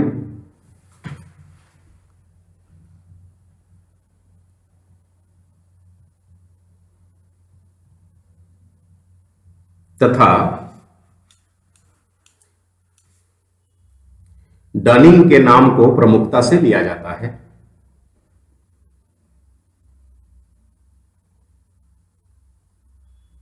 सेबाइन और डनिंग बेसिकली आप कह सकते हैं आधुनिक युग के, कह सकते हैं ऐतिहासिक परंपरागत उपागमों के समर्थकों में गिने जाते हैं, यानी 15वीं 16वीं सदी के उपरांत वाले चिंतकों की श्रेणी में आते हैं।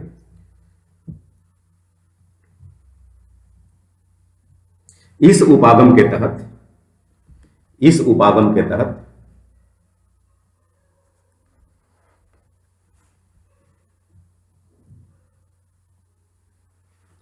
वर्तमान राजनीतिक व्यवस्थाओं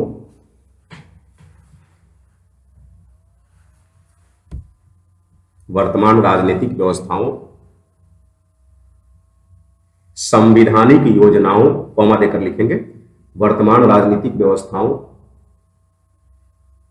संविधानिक योजनाओं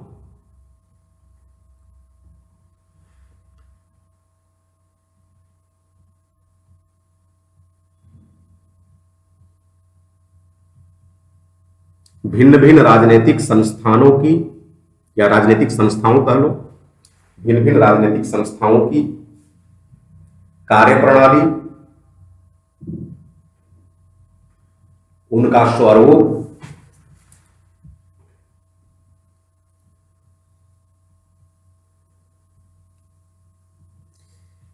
इत्यादि का अध्ययन करने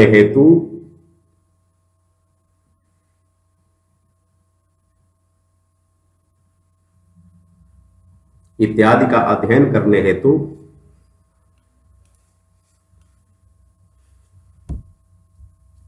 उनके इतिहास को जानने व समझने पर बल दिया जाता है। उनके इतिहास को जानने व समझने पर बल दिया जाता है।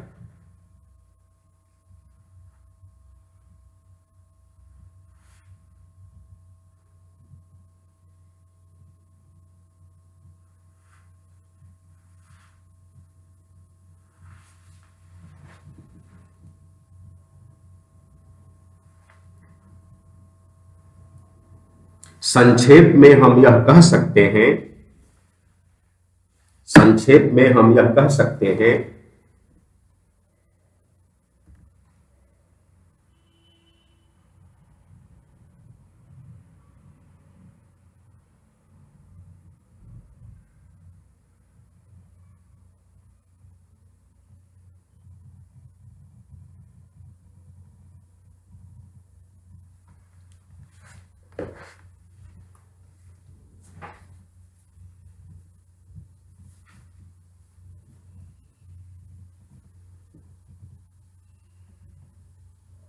कि संविधान तथा राजनीतिक व्यवस्थाओं का अध्ययन हेतु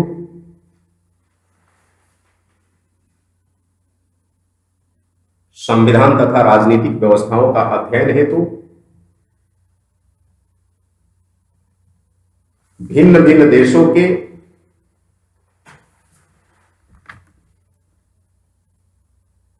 इतिहास के अध्ययन को,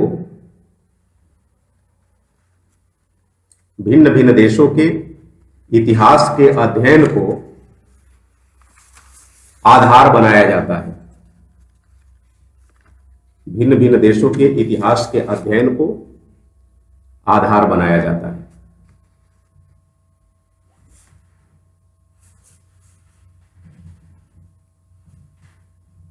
दैट्स इट। तीसरा,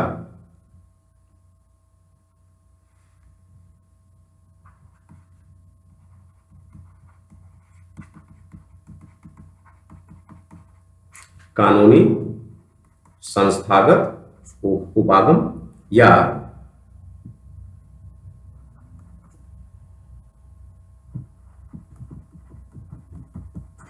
औपचारिक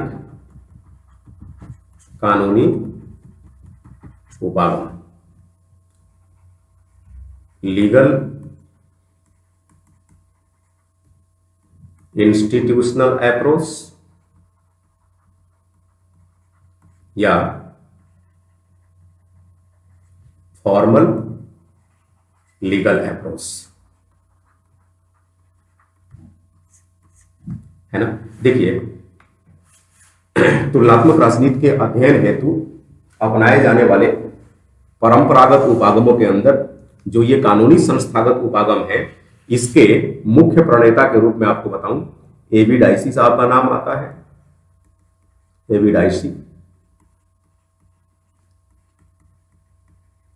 Ivoire Jennings, K C Wheare etcetera, ये प्रमुख चिंतक हैं जिन्होंने कानूनी संस्थागत उपागमों को फॉलो किया। किस हेतु फॉलो किया? जाहिर सी बात है, तुलनात्मक राजनीति का अध्ययन हेतु, तुलनात्मक राजनीति का अध्ययन करने के संदर्भ में। अब एबी डाइसी का नाम आप सुनते होंगे, ब्रिटेन के थे। इन्होंने रूल ऑफ लॉ की संकल्पना दी थी, विधि के शासन की संकल्पना, रूल ऑफ लॉ, मालूम है ना, रूल ऑफ लॉ। और रूल ऑफ लॉ की बुनियाद पर ही भारतीय संविधान के अनुच्छेद 14 के अंदर, है ना, इक्वालिटी बिफोर लॉ के कंसेप्ट को अपनाया गया है। इक्वालिटी बिफोर लॉ यानी विधि के समक्ष समानता। भारतीय संविधान के अंदर संविधानवाद का सृजन करने हेतु रूल ऑफ लॉ की महती भूमिका है, महत्वपूर्ण भूमिका है। आइवर जेनिंग्स इंडियन कॉन्स्टिट्यूशन को लेकर इन्होंने अपनी पर्सपेक्टिव दी है, अपना रुझान प्रकट किया है और क्या बोला है? भारत का संविधान वकीलों का सब स्वर्ग है, लॉयर्स पैराडाइज, है ना। भारतीय संविधान की विशालता को इन्होंने संविधान का दुर्गुण करार दिया है। ये आपको याद दिला रहा हूं कि इनके बारे में पॉलिटी में आप कहीं ना कहीं पढ़े होंगे, भारतीय संविधान का अध्ययन करने हेतु। भारतीय संविधान की विशालता को संविधान का दुर्गुण करार दिया है।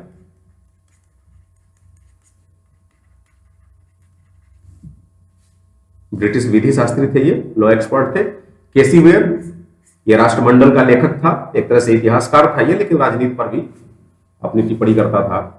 इसने क्या बोला है, भारत के संविधान को क्वासाई फेडरल बोला है, अर्ध संघात्मक, जो कि सही नहीं है, पर ठीक है, बोला है, टिप्पणी किया है। इसके अलावा आप उसको ले लो, ग्रेनविल ऑस्टिन, ये भी बेसिकली कानूनी संस्थागत उपागम को अपनाने वाले चिंतक या दार्शनिक के रूप में गिने जाते हैं। ग्रेनविल ऑस्टिन, पढ़ा होगा आपने ग्रेनविल ऑस्टिन के बारे में। इन्होंने क्या विचार, भारत के संदर्भ में इन्होंने क्या बोला है, fundamental rights under Indian constitution are basically the cornerstone of Indian democracy, right. यानी भारतीय संविधान के तहत जो मूल अधिकार हैं, ये मूलतः भारतीय लोकतंत्र के आधार स्तंभ हैं। तो इनके नामों से आप कहीं ना कहीं परिचित होंगे। तभी मैं शुरुआत में आपको बोला था कि जो लीगल इंस्टीट्यूशनल अप्रोच है ना, तुलनात्मक राजनीति की अध्ययन का, ये हम लोगों से थोड़ा निकट है, ठीक है। यहां पर आपको बताऊं मूल रूप से किन किन बातों पर बल दिया जाता है लीगल फॉर्मल अप्रोच पे। लीगल फॉर्मल अप्रोच के अंदर आमतौर पे आप यूं कह लीजिए कि संविधानों के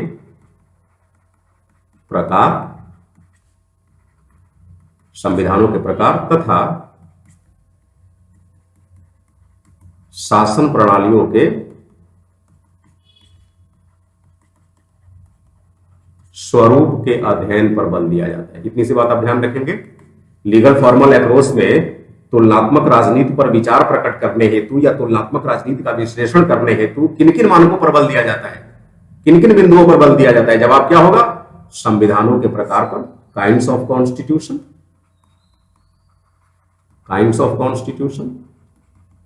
और इसके अलावा शासन प्रणालियों के स्वरूप के अध्ययन पर बल दिया जाता है। शासन प्रणालियों के स्वरूप मतलब फॉर्म्स ऑफ गवर्नमेंट। अब काइंड्स ऑफ कॉन्स्टिट्यूशन में आप किसको कंसीडर करेंगे, काइंड्स ऑफ कॉन्स्टिट्यूशन में कौन सा संविधान डेमोक्रेटिक है, यानी डेमोक्रेटिक कॉन्स्टिट्यूशन है, कहने का मतलब लोकतांत्रिक संविधान। कौन सा संविधान अनडेमोक्रेटिक है, अलोकतांत्रिक संविधान है, इस पर बल देते हैं। संविधान लिखित है या अलिखित है, रिटेन कॉन्स्टिट्यूशन, अनरिटेन कॉन्स्टिट्यूशन, इस पर बल दिया जाता है। किसी देश की शासन प्रणाली कैसी है, पार्लियामेंट्री फॉर्म ऑफ गवर्नमेंट है या presidential form of government, parliamentary form of government है या फिर प्रेसिडेंशियल फॉर्म ऑफ गवर्नमेंट, है ना। राज व्यवस्था की प्रकृति यूनिटरी है, यानी एकात्मक है या संघात्मक है या फिर क्वासाई फेडरल है, एकात्मक, संघात्मक, अर्ध संघात्मक इत्यादि। इन सारी चीजों का अध्ययन करके लीगल फॉर्मल अप्रोच शो किया जाता है तुलनात्मक राजनीति के अध्ययन हेतु। क्लियर है, चलिए लिख लीजिए लीगल फॉर्मल अप्रोच।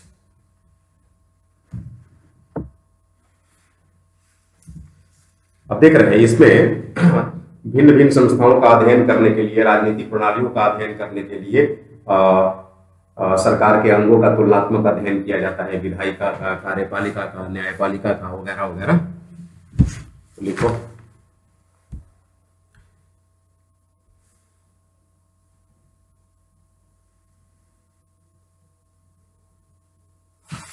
कानूनी संस्थागत उपागम के तहत प्रमुख रूप से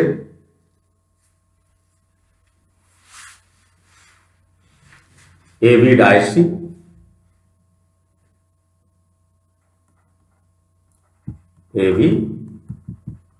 टैशी,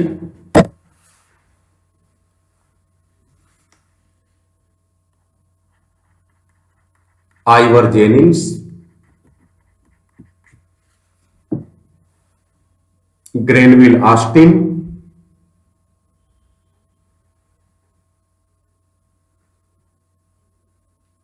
केसी वेयर।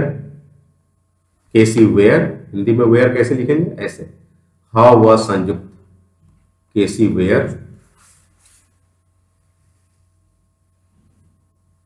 इत्यादि का नाम प्रमुखता से लिया जाता है।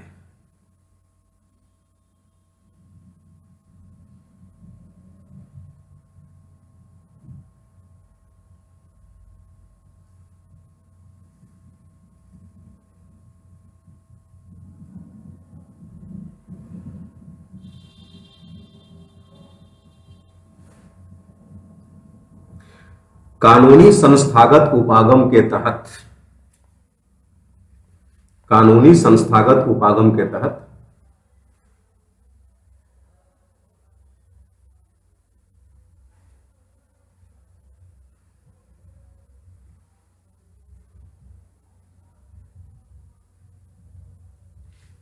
संविधान तथा राजनीतिक व्यवस्थाओं के अध्ययन हेतु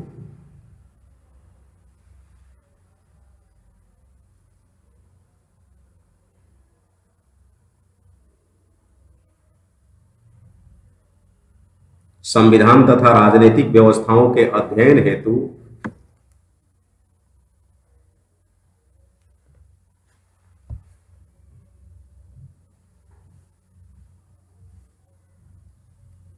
संविधान तथा राजनीतिक व्यवस्थाओं के अध्ययन हेतु इसके समर्थक विचारक या चिंतक, इसके समर्थक चिंतक जैसे एविडाइसी, जेनिंग्स वगैरह वगैरह, इसके समर्थक चिंतक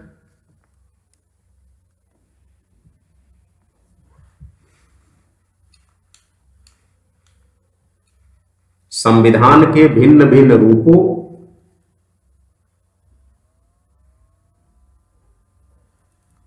संविधान के भिन्न भिन्न रूपों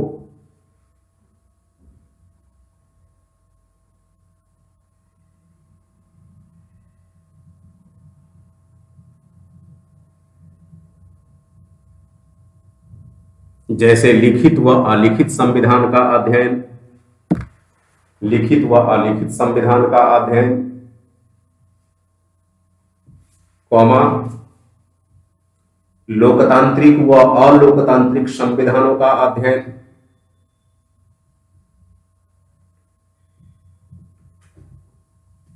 कॉमा संविधान में अंतर्निहित मूल्यों का अध्ययन, संविधान में अंतर्निहित मूल्यों का अध्ययन,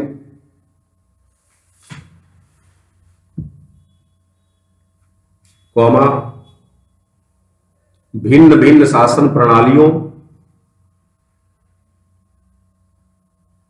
भिन्न भिन्न शासन प्रणालियों जैसे संसदात्मक शासन प्रणाली,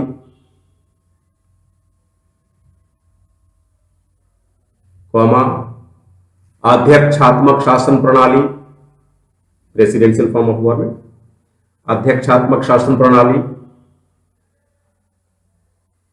कॉमा अर्ध अध्यक्षात्मक शासन प्रणाली,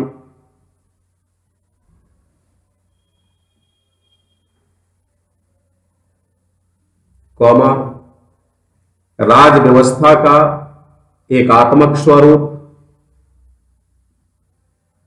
राज व्यवस्था का एकात्मक स्वरूप, कॉमा संघात्मक स्वरूप, कॉमा अर्ध संघात्मक स्वरूप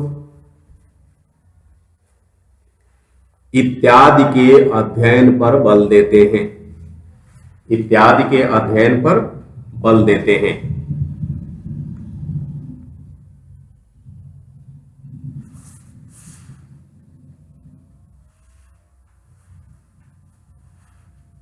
आफ्टर फुल स्टॉप।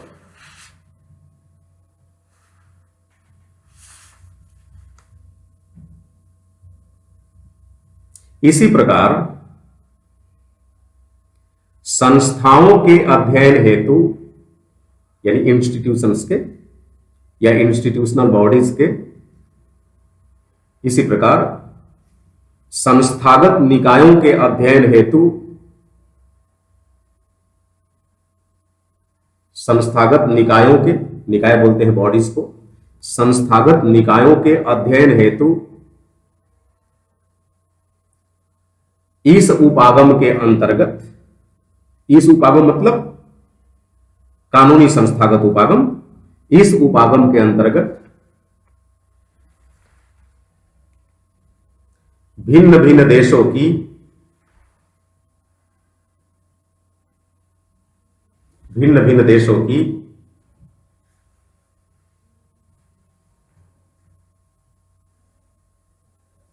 विधायिका,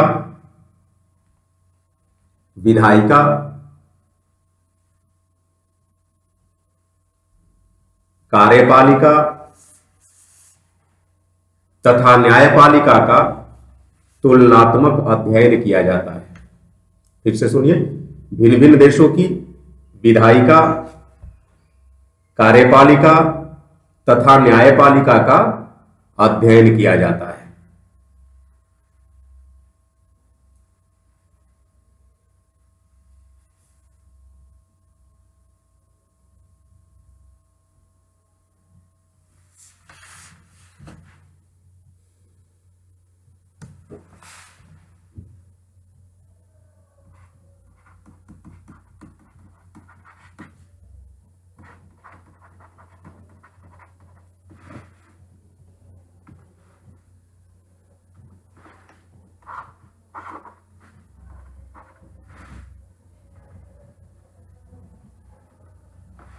Critics of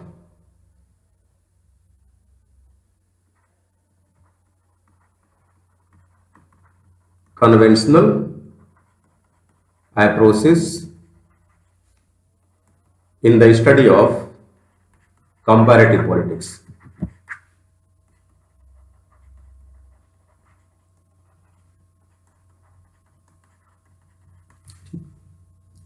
अगला सब हेडिंग डालेंगे तुलनात्मक राजनीति के अध्ययन हेतु अपनाए जाने वाले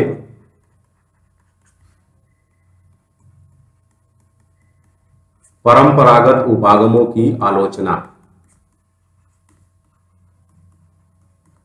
परंपरागत उपागमों की आलोचना, आपको मालूम है ना परंपरागत उपागम कौन कौन? अरे भाई, दार्शनिक उपागम फिलोसफिकल कन्वेंशनल अप्रोच, दार्शनिक परंपरागत उपागम। दूसरा क्या हो जाएगा? ऐतिहासिक परंपरागत उपागम हिस्टोरिकल कन्वेंशनल अप्रोच। और तीसरा क्या हो जाएगा? लीगल इंस्टीट्यूशनल अप्रोच, है ना, कानूनी संस्थागत उपागम। अब तीनों को होलिस्टिक रूप से हम क्या करेंगे? इनकी आलोचना। आलोचना के बिंदु आप जान चुके हैं, फटाफट लिख डालिए, है ना।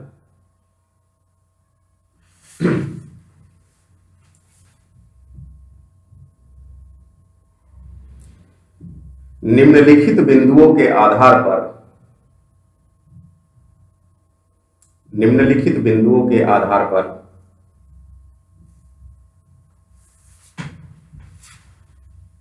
परंपरागत उपागमों की आलोचना की जा सकती है। परंपरागत उपागमों की आलोचना की जा सकती है। जैसे पहला,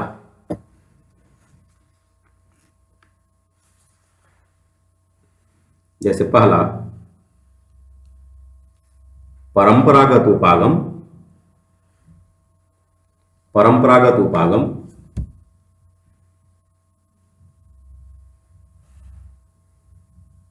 वास्तव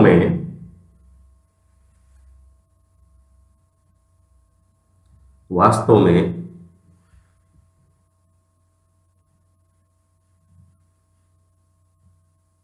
तुलनात्मक नहीं बल्कि गैर तुलनात्मक है। तुलनात्मक नहीं बल्कि गैर तुलनात्मक या अतुलनात्मक है।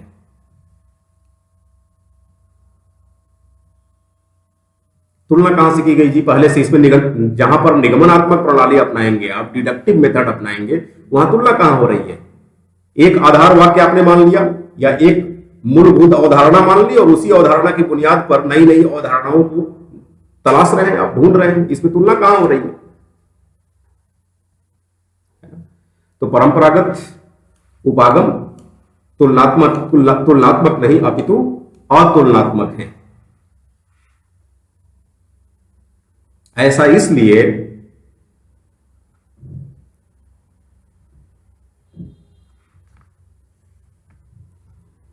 इसलिए क्योंकि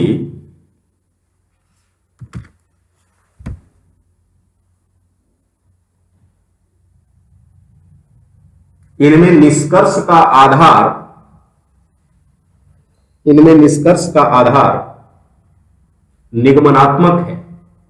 निगमनात्मक है, डिडक्टिव है। आपको समझा चुका हूं डिडक्टिव किसे कहते हैं। क्योंकि इनमें निष्कर्ष का आधार निगमनात्मक है, साथ ही साथ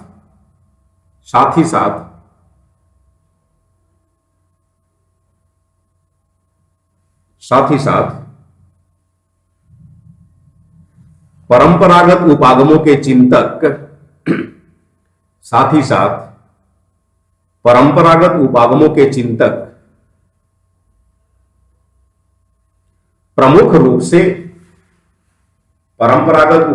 चिंतक प्रमुख रूप से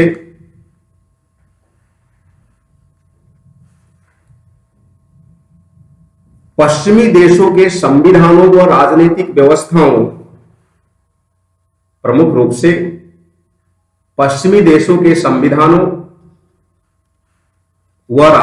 व्यवस्थाओं के बीच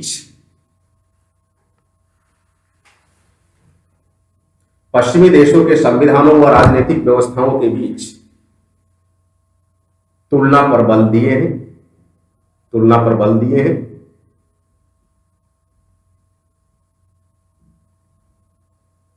मालूम होना चाहिए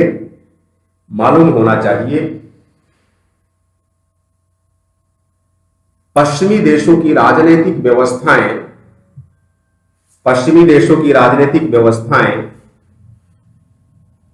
कमोबेश एक जैसी है।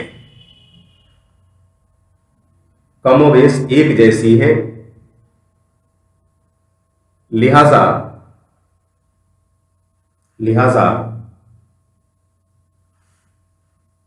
उनके मध्य की गई तुलना की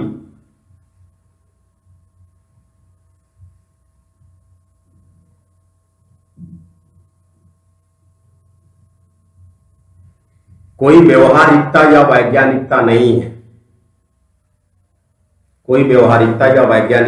है।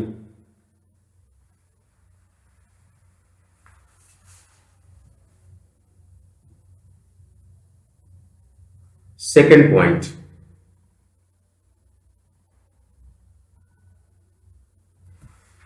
परंपरागत उपागम के समर्थक चिंतकों ने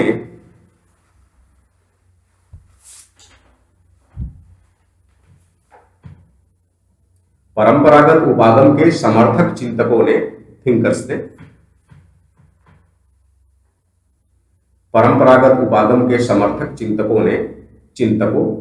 ने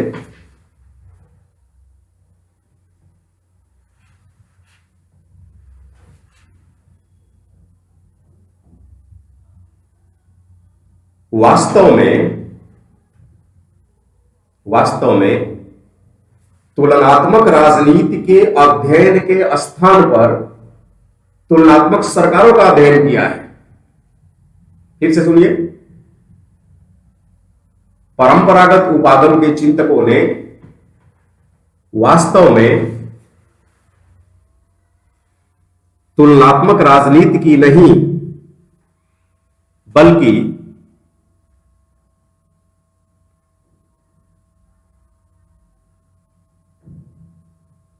तुलनात्मक सरकार के अध्ययन पर बल दिया है।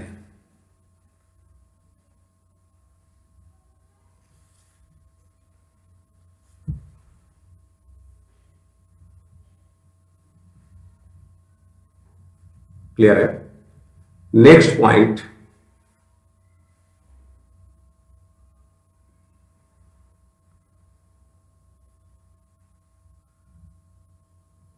परंपरागत उपागमों के तहत,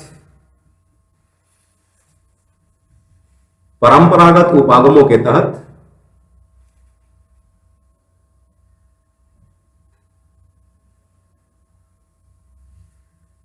तुलनात्मक राजनीति का अध्ययन हेतु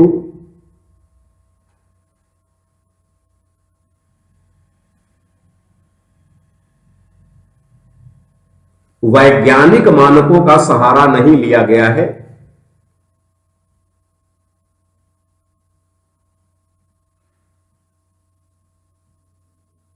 वैज्ञानिक मानकों का सहारा नहीं लिया गया है।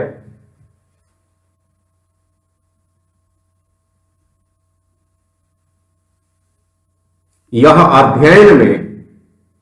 अध्ययन में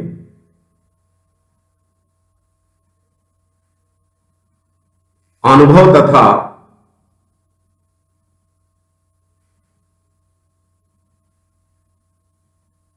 व्यवहारिकता से परे है। अनुभव तथा व्यवहारिकता से परे है।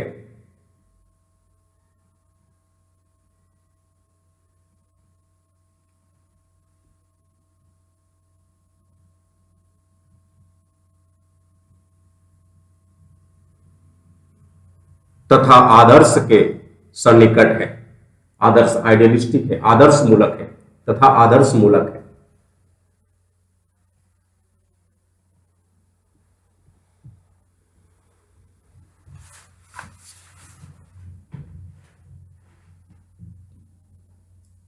नेक्स्ट पॉइंट,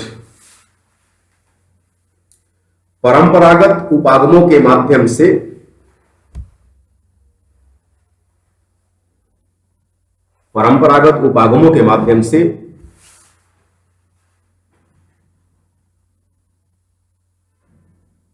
तुलनात्मक राजनीति के अध्ययन हेतु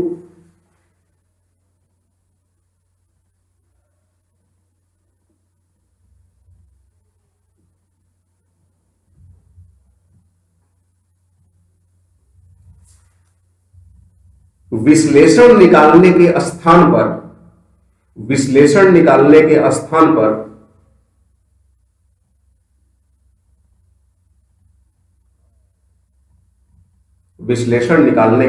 पर महज विवरण प्रस्तुत करने पर बल दिया गया है। महज विवरण प्रस्तुत करने पर बल दिया गया है। अतः हम कह सकते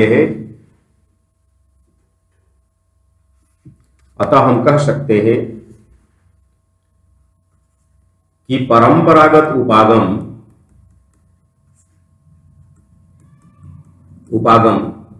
महज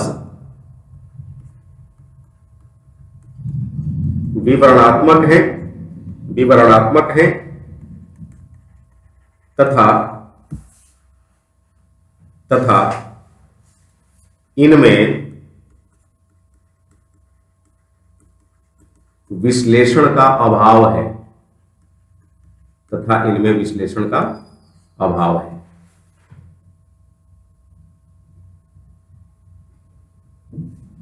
तथा इनमें विश्लेषण का अभाव है। Is it okay?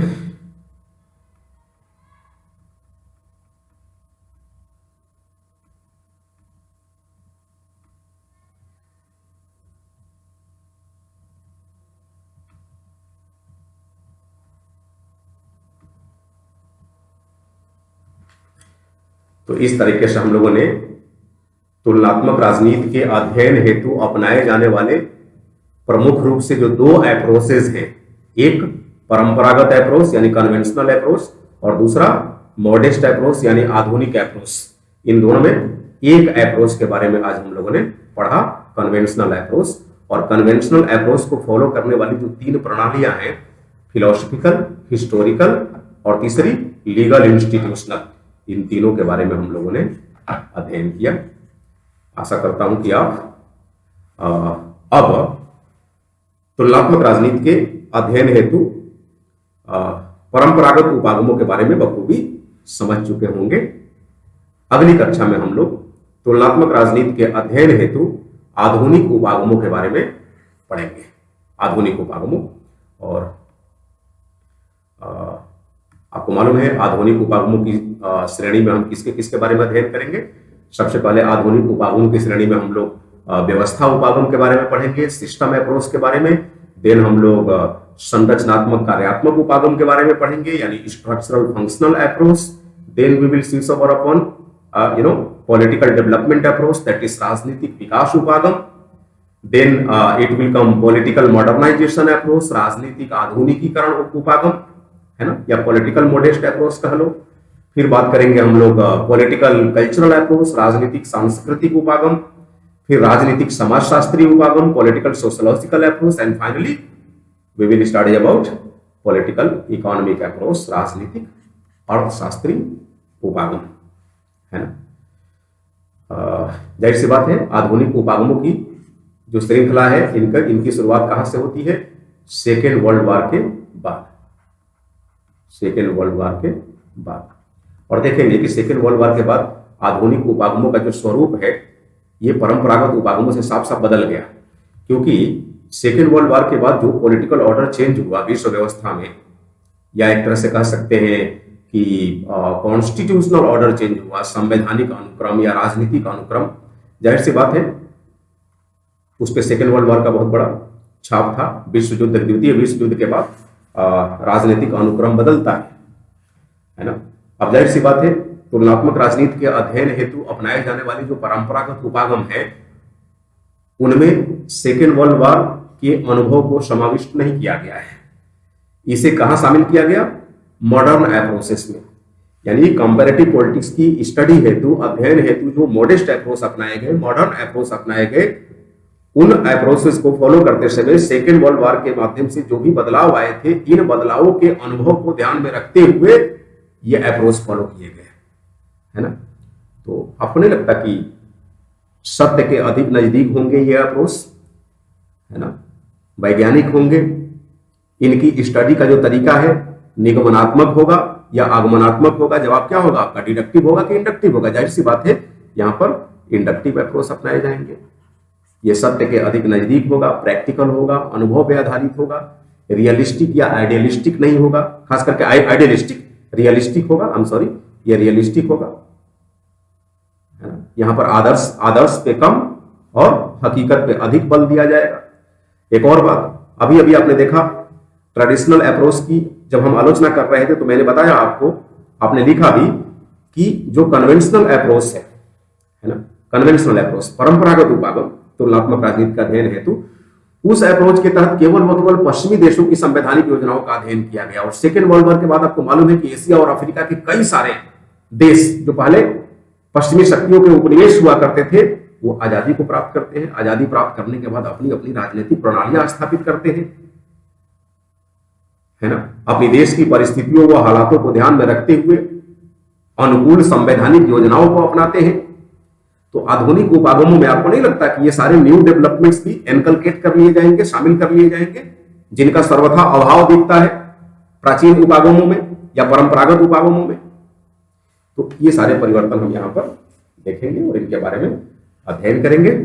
ठीक है, तो आज की क्लास में इतना ही, फिर मिलते हैं कल। Thank you so much.